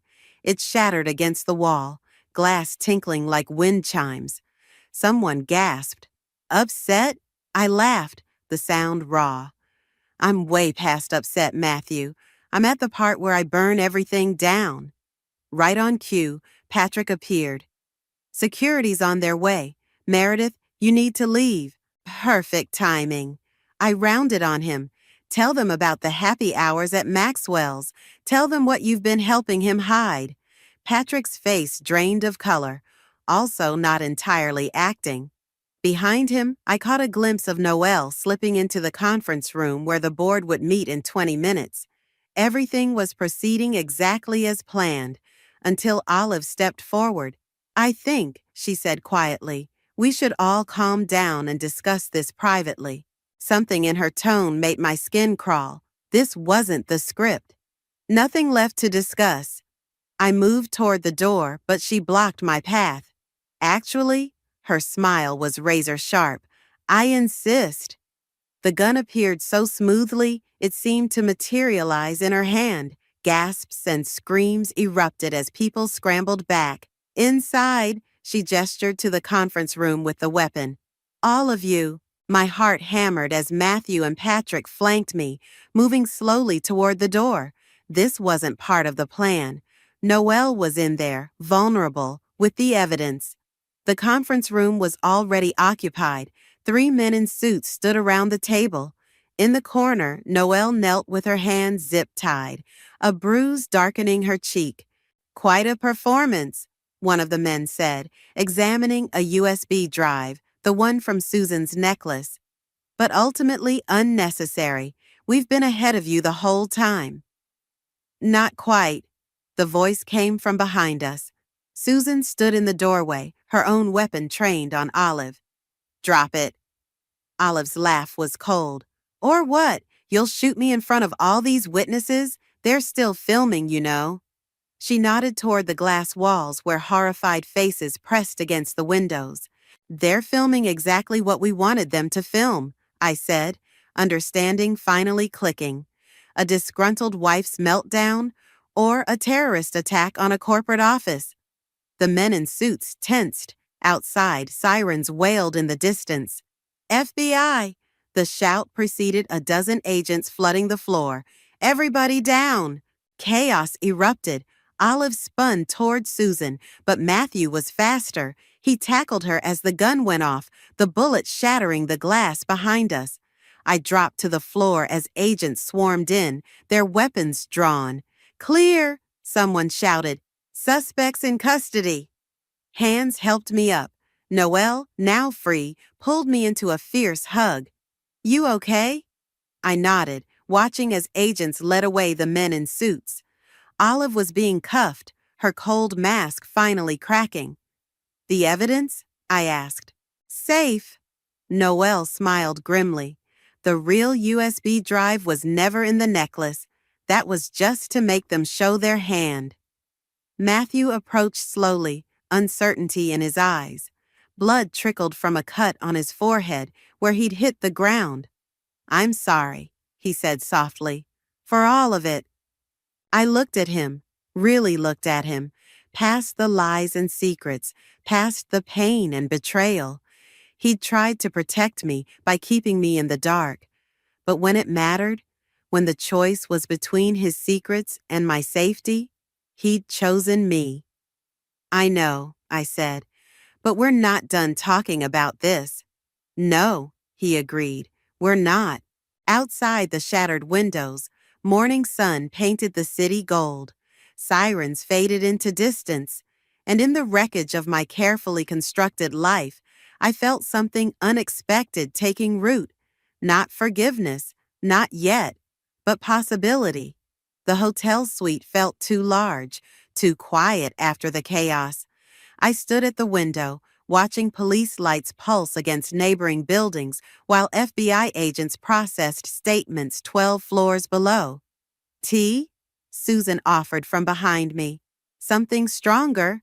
She poured 2 whiskeys, joining me at the window. We hadn't been alone together since the truth came out. The woman I'd imagined from Matthew's stories, soft-spoken, gentle, bore little resemblance to the sharp-eyed operative beside me. "You could have told me," I said finally. "That night at Maxwell's. You could have trusted me from the start." "Would you have believed me?" "No," I smiled slightly. "But I would have respected the truth more than another lie." She swirled her drink, ice clinking. "When Robert died, I thought I was protecting Matthew by disappearing. Instead, I forced him to carry my secrets, to become like me." She met my eyes. "I never meant for him to do the same to you." "But he did." I turned from the window. "And now what? We all pretend to be a normal family?" "Normal is overrated." Noelle entered, still in her tactical gear. "Besides, you'd be bored. You're one to talk." But there was no bite in my words. The anger that had driven me for weeks felt distant now, replaced by something more complex. "The board members are singing," Noelle continued. Olive's handler rolled on the whole operation. "It's over." "Is it?" I asked quietly. A knock interrupted whatever she might have answered. Matthew stood in the doorway, looking uncertain. "Can we talk?" Susan and Noelle exchanged glances before slipping out. The door clicked shut with finality. Matthew stayed by the door, keeping his distance. Smart man. "The papers are ready," he said. If you want them. Divorce papers, the simple solution, clean break, fresh start. I'd been so sure that's what I wanted. Did you ever actually trust me? I asked instead. Or was I just another cover story? You were the only real thing in my life. His voice cracked. Every lie I told was because I couldn't bear to lose that. But you did lose it. The moment you chose lies over truth. I know. He took a step forward, then stopped. But maybe we could try truth for a change. I laughed despite myself. Just like that? No. He pulled something from his pocket, the diamond pendant. Not just like that, but maybe like this. He set it on the coffee table between us. What's this? A choice. He met my eyes steadily. Inside is everything, every secret, every operation, every lie I've ever told. Read it, destroy it, turn it over to the press. Whatever you decide, I'll accept it. I picked up the necklace, feeling its weight. And if I choose to walk away, then I'll respect that too. His smile was sad. But I'm hoping you'll choose to stay. Not for the man you thought I was, but for the man I want to be. The man you make me want to be. The necklace caught the light, scattering diamonds across the wall. So much pain and deception wrapped in something beautiful, like our marriage. I can't promise forgiveness, I said slowly. I'm not asking for it, just possibility. I thought of that first receipt, how it had shattered my world, how each revelation since had forced me to rebuild myself stronger, sharper, more true. Okay, I slipped the necklace into my pocket, but we do this my way. Which is, first, you're moving out. I need space to process everything without you there pretending nothing's changed. He nodded, accepting this. Second, we start therapy, real therapy where we actually tell the truth. Done. And third, I stepped closer, close enough to see the hope and fear warring in his eyes. No more lies, not even small ones, not even to protect me, because I'm not the woman you married anymore. I'm someone stronger, someone who can handle the truth. No, he agreed softly. You're someone who demands it. I reached up, touching his cheek where a bruise was forming from the fight. He stayed perfectly still, letting me choose the contact. One more thing, I said. Anything. That red dress? I'm keeping it. Sometimes a woman needs armor. His laugh was surprised, genuine. It suits you. I stepped back, maintaining the necessary distance between us. There would be more revelations, more painful truths to face. The path ahead was uncertain. But for the first time since finding that receipt, I felt truly powerful, not because of secrets uncovered or justice served, but because I finally knew who I was. A woman who could face deception and emerge stronger, who could choose truth even when lies were easier, who could wear red not for revenge, but for herself. The notification chimed, a harmless little sound that would end up destroying my life. I was blow-drying my hair, getting ready for work, when I glanced at my phone and saw the message from Ava. Is this you? She'd attached a screenshot of a dating profile. I squinted at it, confused, then nearly dropped my phone into the sink. My face stared back at me. My face? On a profile I'd never created. What the hell? I whispered, fingers trembling as I zoomed in. The profile name read Mackenzie After Hours with a bio that made my stomach turn. Executive assistant by day, whatever you want by night. Married men welcome, I know how to be discreet. I sat down hard on the edge of the bathtub, my legs suddenly unable to support me. The blow dryer clattered to the floor, still humming against the tile. I couldn't breathe. 3 more photos of me followed. One from the company Christmas party in a black dress I'd saved for months to buy. Another from a beach trip last summer, laughing with Diego.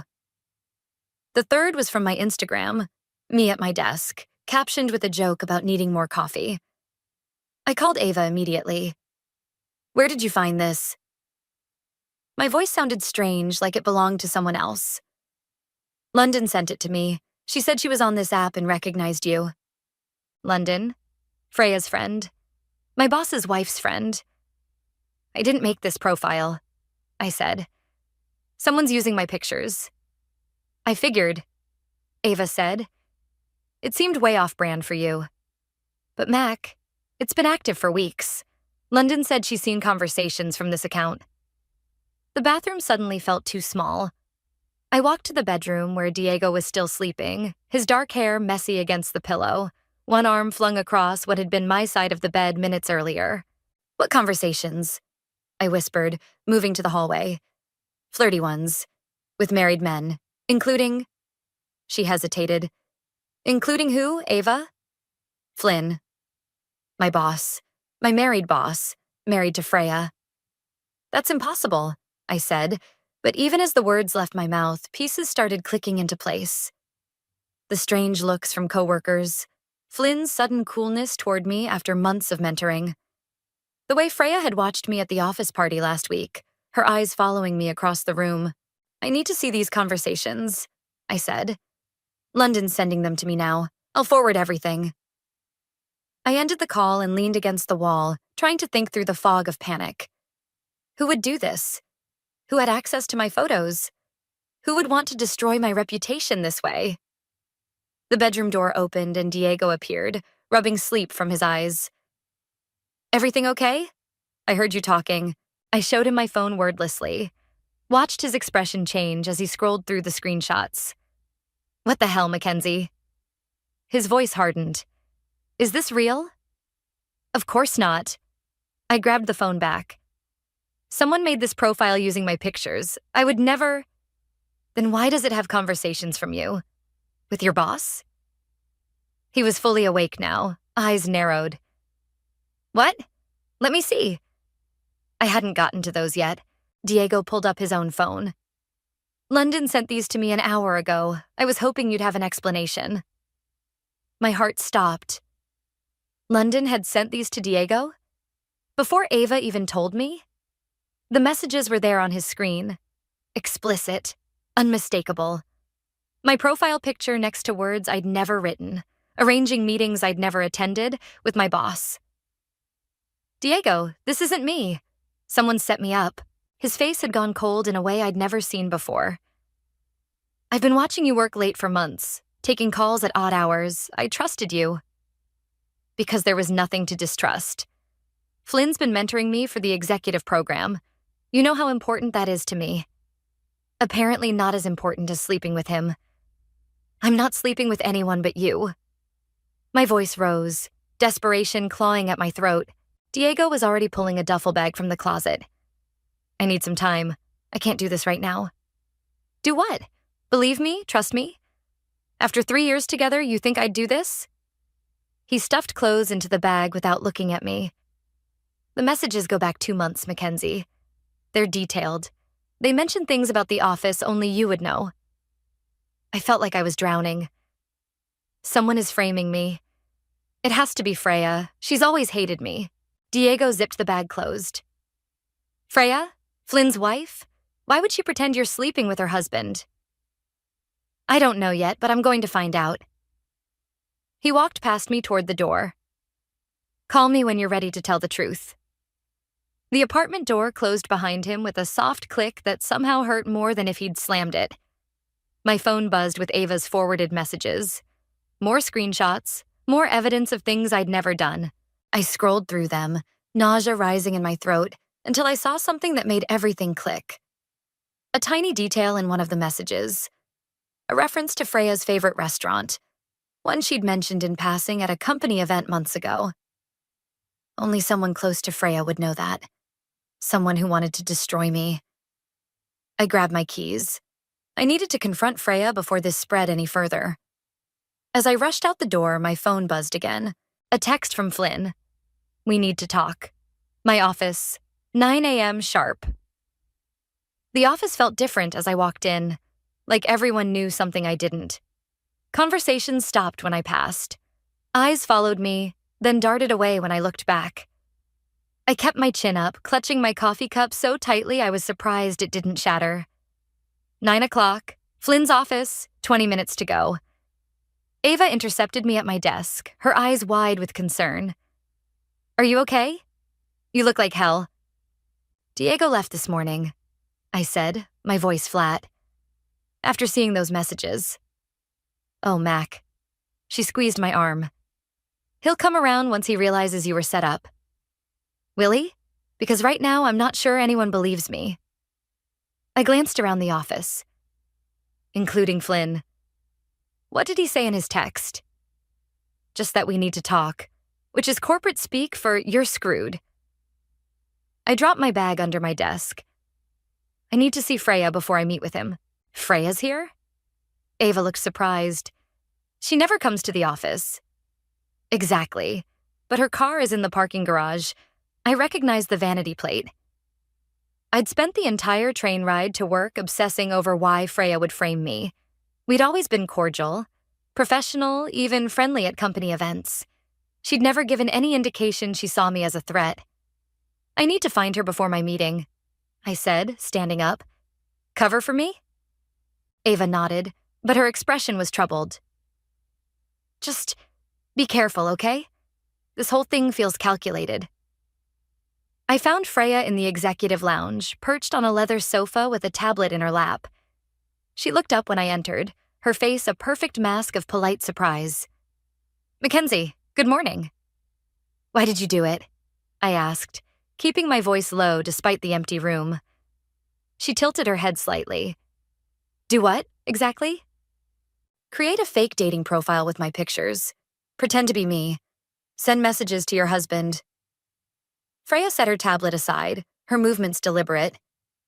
"That's quite an accusation." "It's not an accusation. It's a fact." I stepped closer. "The profile mentioned your favorite restaurant, the one in the West Village with the truffle pasta you talked about at the Christmas party. No one else would know that detail." Something flickered across her face. Surprise, maybe, at being caught in such a small slip. But she recovered quickly. "I have no idea what you're talking about," she said, standing. "But I do know my husband received inappropriate messages from you. Messages that London showed me weeks ago, which I chose to ignore out of respect for Flynn's working relationship with you. Those weren't from me. The evidence suggests otherwise." Her voice was silk over steel. "Flynn trusted you. I trusted you in my home at our dinner parties, and this is how you repay that trust?" My hands were shaking. "You're turning this around. You created that profile to make it look like I was pursuing Flynn. I want to know why." Freya's smile never reached her eyes. "Perhaps you should consider that not everything is a conspiracy against you, Mackenzie. Sometimes people simply show their true colors. My true colors? I've worked 80-hour weeks for this company. I've canceled dates with Diego to finish projects. Yes, your poor boyfriend." Her tone shifted to something almost like pity. "London mentioned he didn't take the news well." The realization hit me like a physical blow. "You made sure London sent those screenshots to Diego, didn't you? You wanted to destroy my relationship too." Freya checked her watch.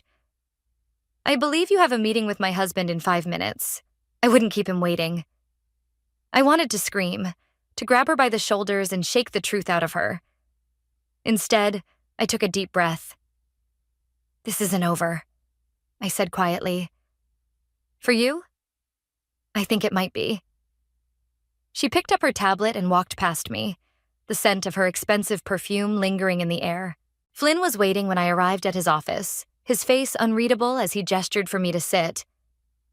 I'd rehearsed what to say a dozen times, but the words evaporated when I saw the printouts on his desk, screenshots of conversations I'd never had. "I didn't send those messages," I said before he could speak. "Someone created a fake profile using my photos." Flynn leaned back in his chair. "Mackenzie, I've always appreciated your directness. I'm asking for the same courtesy now. I am being direct. I'm being framed, and I think Freya is behind it."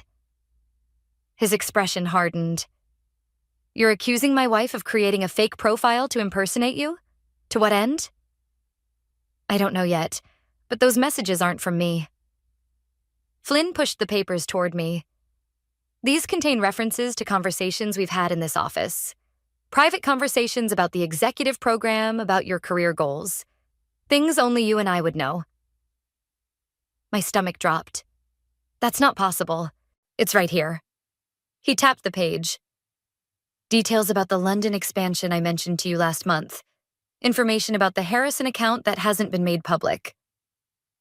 I felt the walls closing in. Someone had access to information from my private meetings with Flynn. Someone who knew what we discussed. I need you to take a leave of absence, Flynn said, his voice softening slightly. Paid, while we sort this out. HR will be involved. Flynn, please. It's not negotiable. He stood up, signaling the end of our meeting. I trusted you, Mackenzie, more than you know. As I walked out, my phone buzzed with a text from an unknown number. Meet me at Blackbird Coffee at noon. I know who set you up. Come alone. Ezekiel. Ezekiel from accounting? The quiet guy who barely spoke at meetings? I glanced back at Flynn's office, where Freya had now appeared, her hand on her husband's shoulder as they spoke in low voices. Whatever game they were playing, I needed answers. And apparently, Ezekiel had them. Blackbird Coffee buzzed with the usual midday crowd. Laptops open, business meetings in hushed tones, baristas calling out complicated orders. I scanned the room twice before spotting Ezekiel in the far corner, hunched over his phone. I'd never paid much attention to him before. He was just the quiet guy from accounting who occasionally corrected Flynn's numbers during presentations. Now he might be my only ally. You came, he said as I slid into the chair across from him. No greeting, no small talk. You said you know who set me up. I kept my voice low. Was it Freya? Ezekiel glanced around before sliding his phone toward me. Not exactly. Look at this. It was an email chain between Flynn and Ava from 3 weeks ago. My heart stuttered as I read it.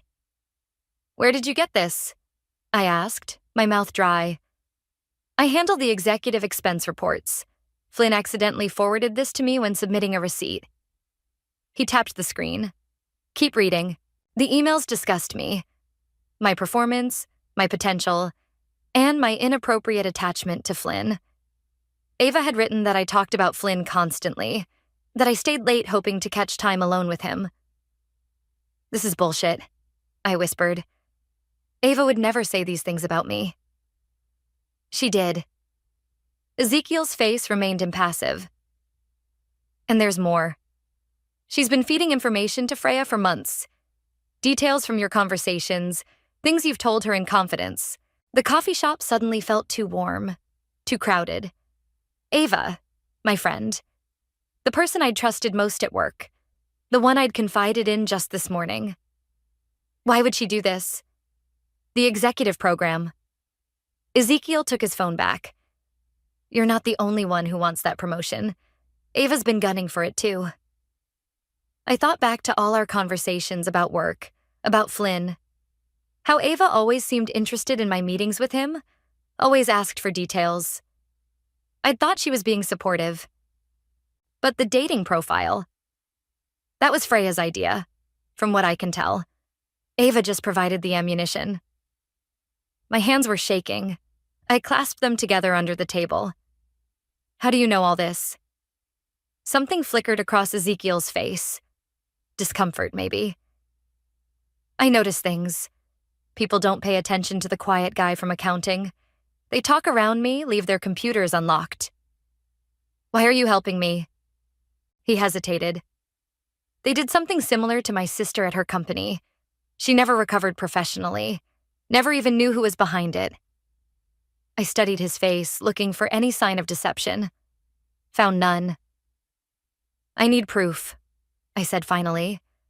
Something concrete I can take to HR, to Flynn. That's the problem.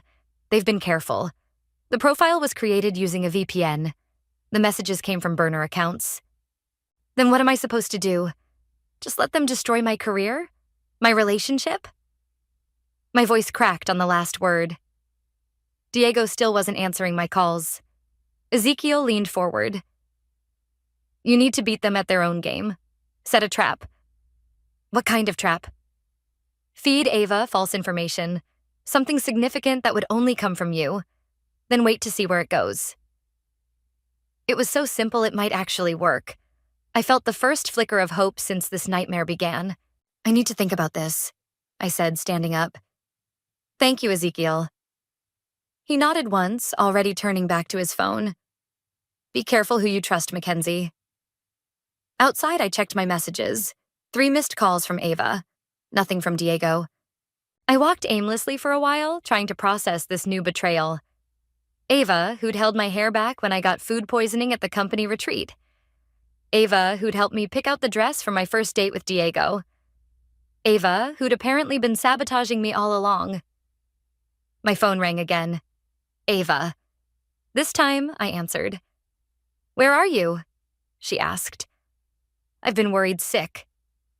The concern in her voice sounded so genuine it made my stomach turn. Just needed some air, I said, keeping my tone neutral. It's been a rough morning. I bet. Everyone's talking about your meeting with Flynn. She paused. Did he fire you? Was that hope I heard in her voice? No, paid leave while they investigate. I took a deep breath. Actually, can you meet me after work? I need to talk to you about something important. Of course. Anything you need. There's this new project Flynn mentioned before.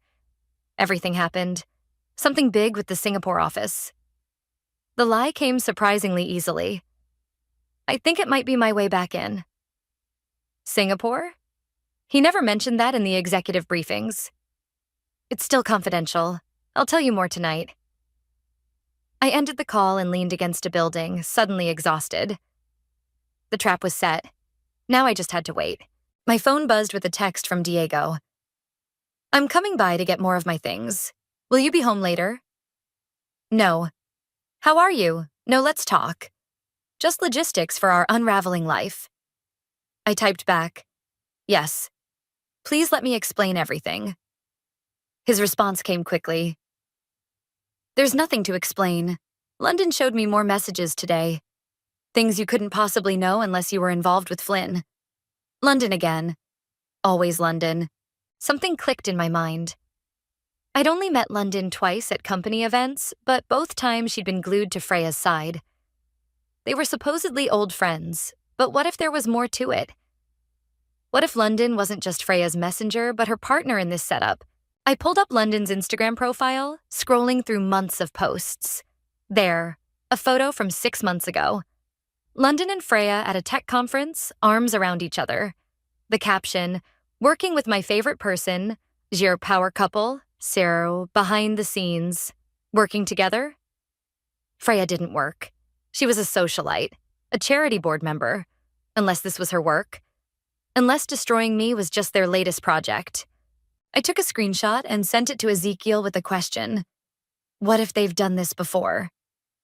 His response was immediate. Already looking into it. Meet tomorrow, same place. I think you're on to something. For the first time since seeing that dating profile, I felt a surge of something other than despair. Something that felt dangerously like the desire for revenge. Diego was already packing when I got home. The sight of his suitcase open on our bed, the bed we'd picked out together at that overpriced furniture store, arguing playfully about firm versus soft mattresses, made my chest ache. You're really leaving, I said from the doorway. He didn't look up. I told you I was coming for my things. Diego, please, just listen to me for 5 minutes. His hand stilled on a folded sweater. What's left to say? I've seen the messages, Mackenzie. I've seen the pictures. Pictures? My blood went cold. What pictures? He finally looked at me, his expression a mixture of hurt and disgust. Don't pretend you don't know. London showed me everything. London is lying. She and Freya are setting me up. I stepped into the room. Think about it. Why would this woman you've met maybe twice suddenly contact you with all this evidence? Doesn't that seem suspicious? Diego ran a hand through his hair, a gesture so familiar it made my heart hurt. You know what seems suspicious? You working late every night for months. You being secretive about your meetings with Flynn. You deleting texts when I walk into the room. What? I've never deleted texts around you. I've seen you do it, Mackenzie. Multiple times. I racked my brain trying to understand what he'd seen. Then it hit me. The texts from my mother about her health issues. The ones I didn't want to worry him with. I'd been deleting those because they stressed me out.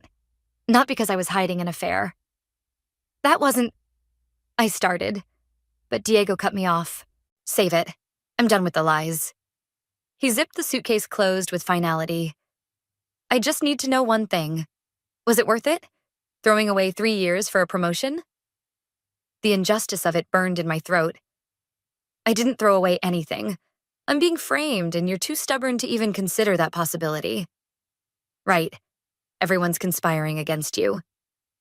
He lifted the suitcase off the bed. Your boss's wife, her friend, probably the whole office. Everyone except Perfect Mackenzie. Not everyone, I said quietly. Just Freya, London, and apparently Ava. Something in my tone must have gotten through to him because he paused at the door. Ava? Your friend Ava? She's been feeding them information about me. Private things I told her in confidence. Saying it out loud made it real in a way that hurt all over again. Diego's expression softened slightly. How do you know that? Ezekiel from accounting showed me emails. She's after the same promotion I am. He set the suitcase down, conflict visible on his face. That doesn't explain the pictures, Mac. What pictures, Diego? Please, just show me. After a moment's hesitation, he pulled out his phone and opened his messages. London sent these yesterday. I took the phone, my hands trembling. The first image showed me entering what looked like a hotel, Flynn's hand on the small of my back. The second showed us in what appeared to be a restaurant, leaning close in conversation. These are from the executive retreat in Chicago 2 months ago, I said, relief washing over me. The whole team was there. That hotel is the conference center where we had meetings all day. And this restaurant? It was a team dinner. Ava was sitting right across from us. I scrolled to the third photo and froze. It showed Flynn and me embracing in what looked like an intimate moment. This isn't what it looks like, I said quickly. This was when Flynn told me my presentation had secured the Harrison account. It was a congratulatory hug, nothing more. Diego took the phone back, his expression unreadable. Maybe. Or maybe that's just how you've justified it to yourself. What does that mean? It means maybe you didn't physically cheat, but emotionally? The way you talk about Flynn, the way your face lights up when he calls or texts. That's not normal for just a boss, Mackenzie. His words hit me like a slap. Had I been too invested in Flynn's approval? Had my ambition blinded me to how it looked to others? To Diego? I admire him professionally, I said carefully. That's all it's ever been. Diego picked up his suitcase again. I need time to think. I'm staying at Jason's for a while. Will you at least consider that I'm telling the truth about being set up? He paused at the door. I'll look into London, see if anything about her story doesn't add up. It wasn't forgiveness or even belief, but it was something. Thank you. After he left, I sat on the edge of our bed, emotionally drained but more determined than ever. I pulled out my laptop and started searching for anything I could find on London Gibson. My phone buzzed with a text from Ava. Still meeting tonight? I'm worried about you. I typed back, yes, 7 p.m. at Riverside Bar. Her response came quickly. Perfect. We'll figure this out together, I promise. I set my phone down, a bitter taste in my mouth. My best friend, my boyfriend, my career. They'd taken almost everything from me. Almost. 2 hours of digging later, I had something. London Gibson had worked at 3 different companies in the past 5 years. At each one, a female employee had been fired for inappropriate conduct with a superior. Conduct documented through dating apps and private messages. I was calling Ezekiel when my doorbell rang. I wasn't expecting anyone, and for a moment I hoped it might be Diego coming back. Instead, I found Flynn standing in my hallway, looking uncomfortable. "Can I come in?" he asked. "There's something you need to know." I stepped aside wordlessly, my heart pounding. Flynn had never been to my apartment before. He declined my offer of a drink and got straight to the point. HR completed their initial review of the messages allegedly sent from your accounts. And? I held my breath. The technical team confirmed they were sent from an IP address matching your home network. The room seemed to tilt. "That's impossible. I never sent those messages." Flynn's expression was grave. "The evidence suggests otherwise, Mackenzie.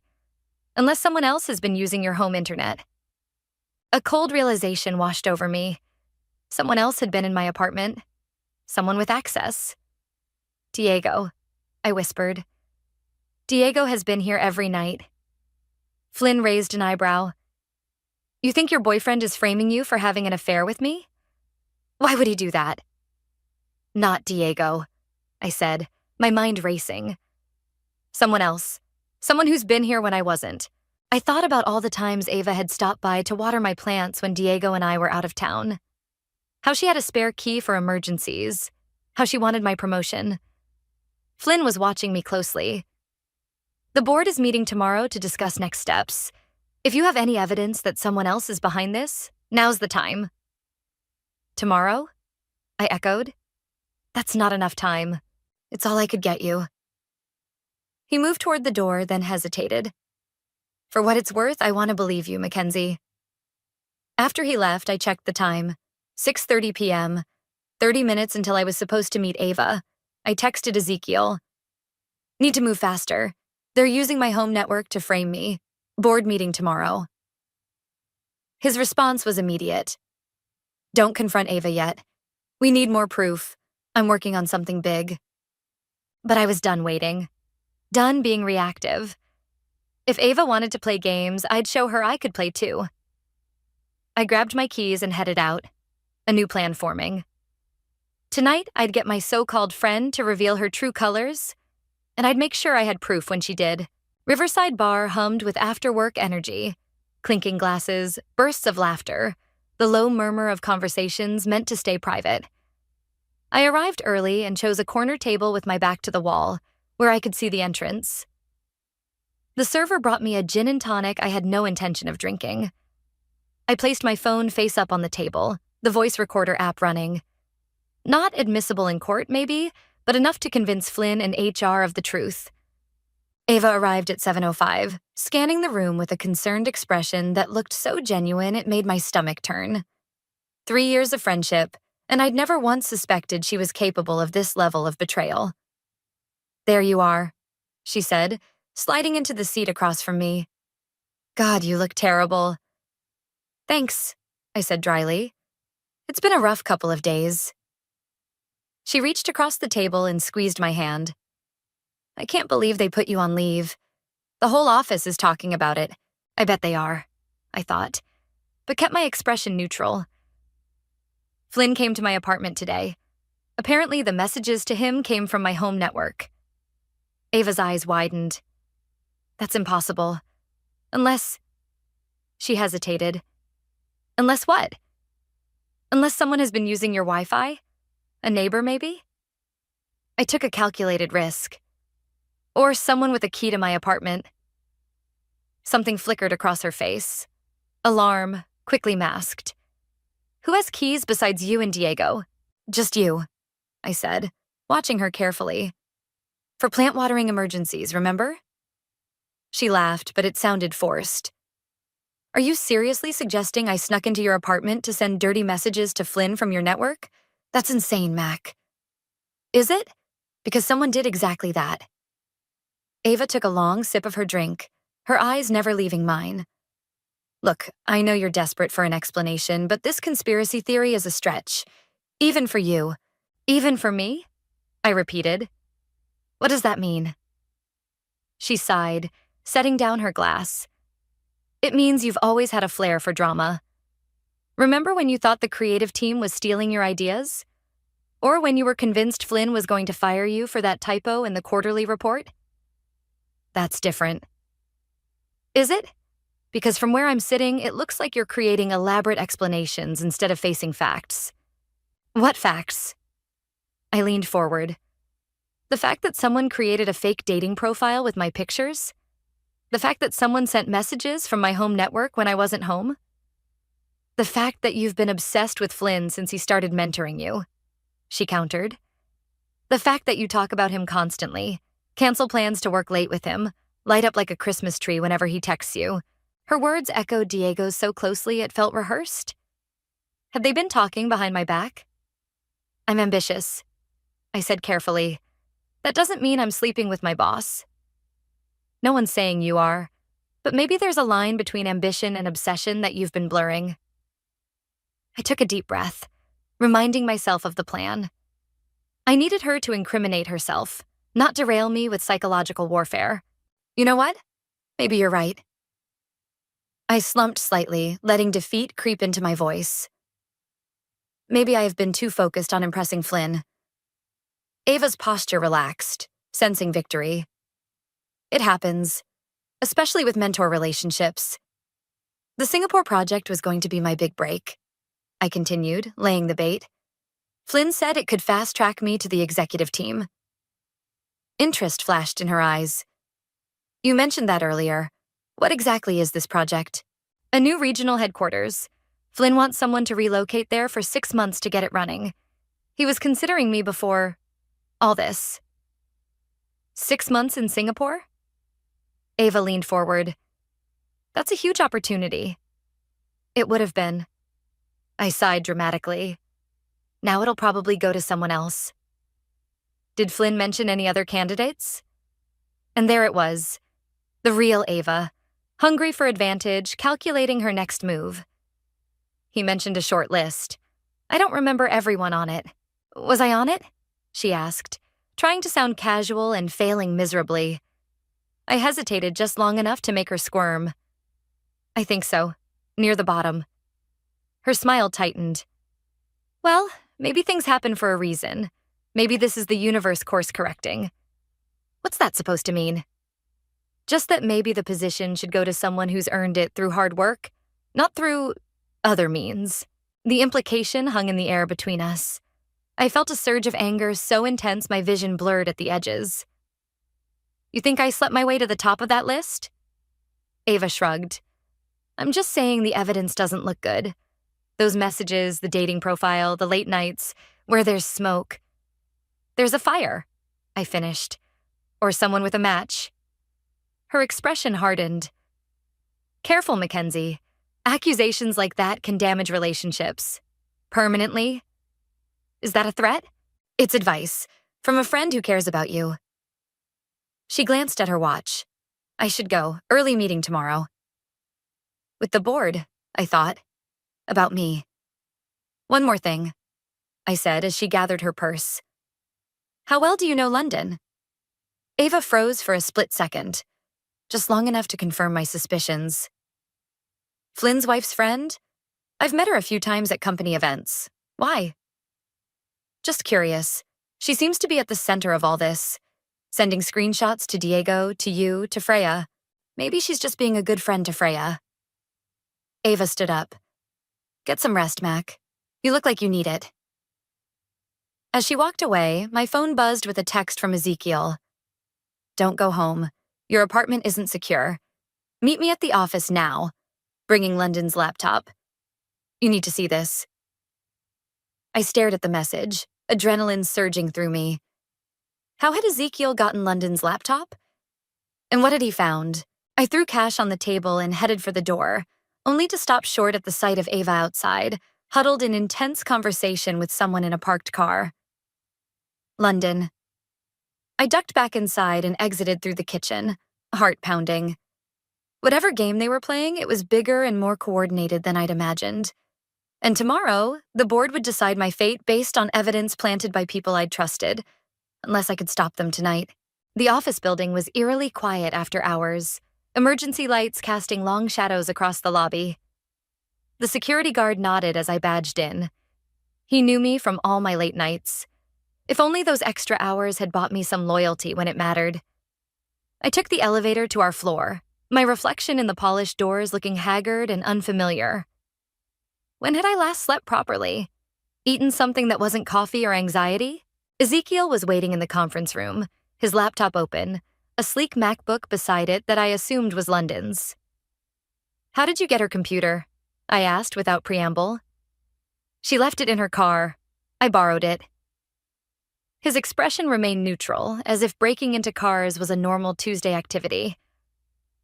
"You stole it?" "I'm returning it tomorrow, but first..." He turned the screen toward me. "You need to see what they've been doing." The screen showed a folder labeled Projects, containing subfolders with women's names. My stomach dropped when I saw my own name among them. "What is this?" "Evidence." Ezekiel opened my folder.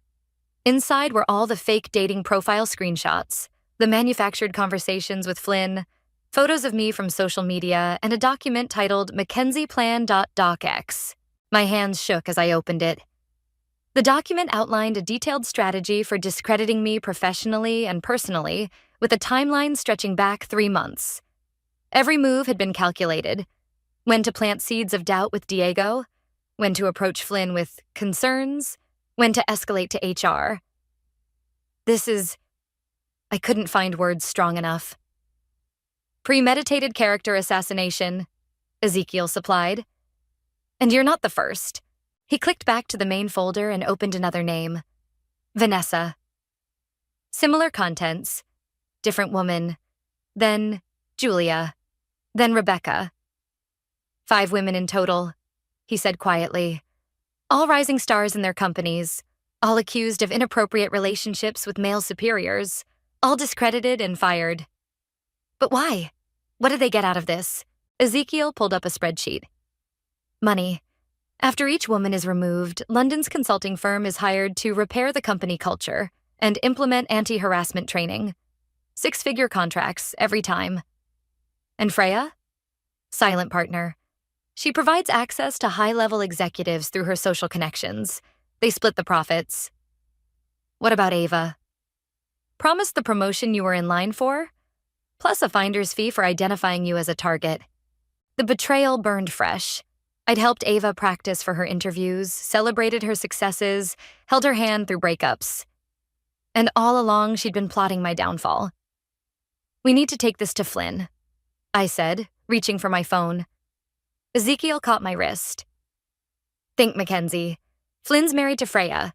Who do you think he'll believe? He'll believe evidence, hard proof. Stolen evidence that would be inadmissible in any legal proceeding? That we obtained by breaking into someone's car? He was right, and I knew it. We couldn't use this directly without implicating ourselves. Then what's the point of showing me? I asked, frustration building. Why bring me here if we can't use any of this? Because now you know what you're up against. And he turned back to his own laptop. Because I found something else. Something we can use. He showed me an email chain between London and a woman named Vanessa, one of their previous targets. Vanessa recorded a conversation with London last year, threatening to expose their scheme. London paid her off. $200,000 to stay quiet and sign an NDA. So Vanessa knows everything? Can we contact her? Already did. Ezekiel looked almost proud.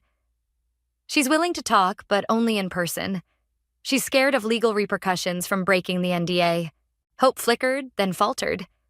The board meets tomorrow morning. There's no time to wait. She lives in Boston. If we leave now, we can drive there, meet her at 6 a.m. and be back for your 10 a.m. board meeting. We? I echoed. I'm already involved. He shrugged. Might as well see it through. I studied him, this quiet man from accounting who'd put himself at risk for someone he barely knew. Why are you helping me, really?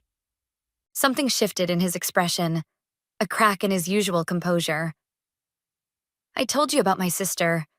What I didn't tell you is that she killed herself 6 months after being fired. The shame, the isolation, it was too much. The weight of his words hung between us. I'm so sorry. Don't be sorry. Be smart and be ready to fight. He closed both laptops. We should go now if we want to make it to Boston by morning. As we headed toward the elevator, my phone buzzed with a text from Diego. "We need to talk." "Where are you?" I hesitated, then typed, "Can't talk now. Something important came up. I'll explain everything tomorrow." His response was immediate.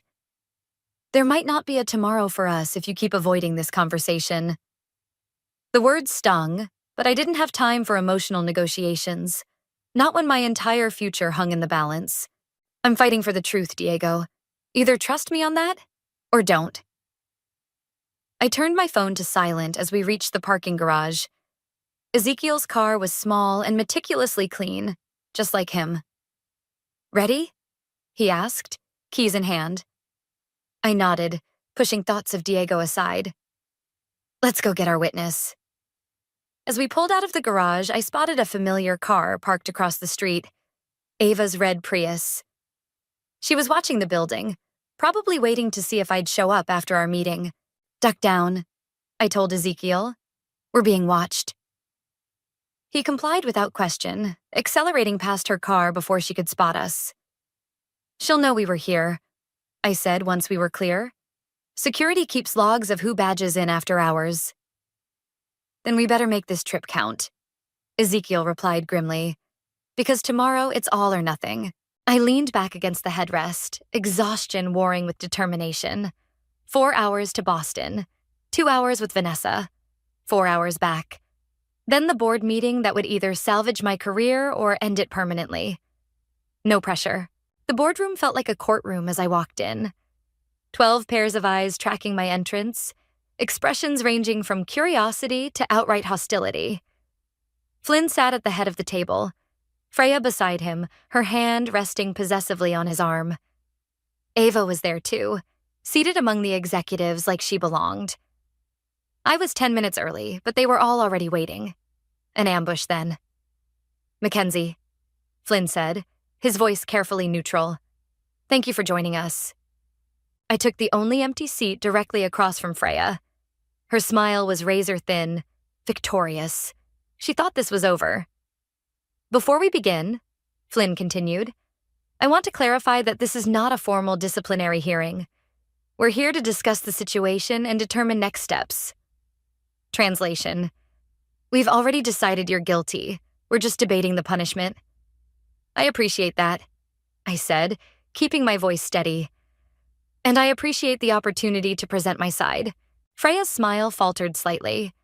She hadn't expected composure. She'd expected desperation. Flynn nodded to HR Director Janet, who cleared her throat. "We have evidence of inappropriate communications between you and Flynn spanning approximately 3 months. These communications violate company policy regarding workplace relationships, particularly between managers and direct reports." "I understand the seriousness of these allegations," I said, "but I did not send those messages. I did not create that dating profile. I am being framed." A ripple of uncomfortable glances around the table. No one wanted to hear this. "That's a serious accusation," Janet said. "Do you have evidence to support it?" I opened my bag and removed a sealed envelope. "I do." The drive to Boston had been a blur of caffeine and anxiety, but Vanessa had been everything we'd hoped for. Articulate, credible, and furious at what had been done to her. She'd provided a sworn statement detailing London and Freya's scheme, along with copies of bank statements showing the hush money payment. "What I have here is testimony from another victim of this same scam," I said, sliding the envelope toward Janet. "Vanessa Morris was systematically discredited and fired from Apex Solutions last year, using the exact same playbook being used against me." Janet opened the envelope, scanning the contents with increasing alarm. Flynn leaned forward, his expression unreadable. "This is a serious allegation," he repeated, reaching for the documents. "It gets worse," I said, my heart pounding but my voice steady. "The people behind this scam are London Gibson and—" I met Freya's eyes directly. "Your wife." The room went silent. Freya's face drained of color, then flushed with anger. "This is absurd," she snapped. "Flynn, are you going to allow this?" Flynn was reading Vanessa's statement, his expression darkening with each page. "These are very specific allegations, Freya. Bank transfers, meeting dates, recorded conversations. Fabricated, obviously, she said, but her voice lacked conviction. This woman is desperate to save her job. I'm desperate for the truth, I corrected, and I'm not the only one they've targeted. I nodded to the door, where Ezekiel stood with his laptop. He entered silently, placing it on the table. This presentation contains evidence of 5 similar cases, he explained, opening a slideshow. 5 women, 5 companies, 5 identical scenarios. Each time, the woman is fired for inappropriate conduct. Each time, London's consulting firm is hired afterward for cultural remediation. Each time, they profit. The board members leaned forward, watching as Ezekiel methodically laid out the pattern. Dates, companies, victims, payouts. The evidence was circumstantial but compelling in its consistency. Freya's composure cracked. This is a witch hunt. You have no proof I'm involved in any of this. Actually, came a voice from the doorway. She does. We all turned to see Diego standing there, holding his phone. My heart stuttered at the sight of him. Diego? Flynn frowned. This is a closed meeting. I have something you need to hear. He approached the table, placing his phone in the center. I recorded a conversation with London Gibson last night. He pressed play, and London's voice filled the room. Of course Mackenzie didn't really sleep with Flynn. That was never the point. The point was making everyone believe she did. Freya's brilliant that way. She knows perception is reality in corporate America.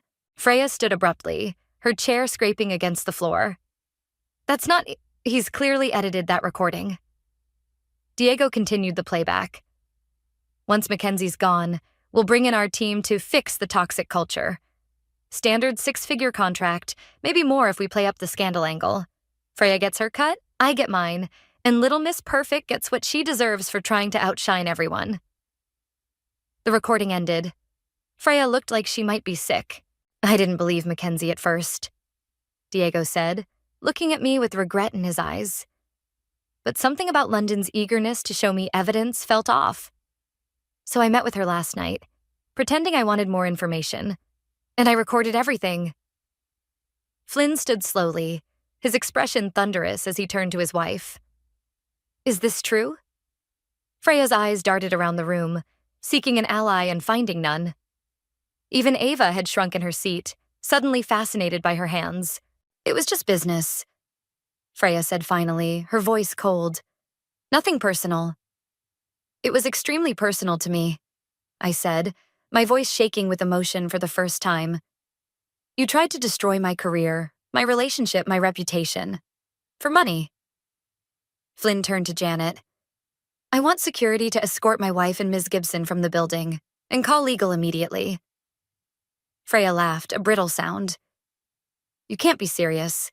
Flynn, it's me, your wife.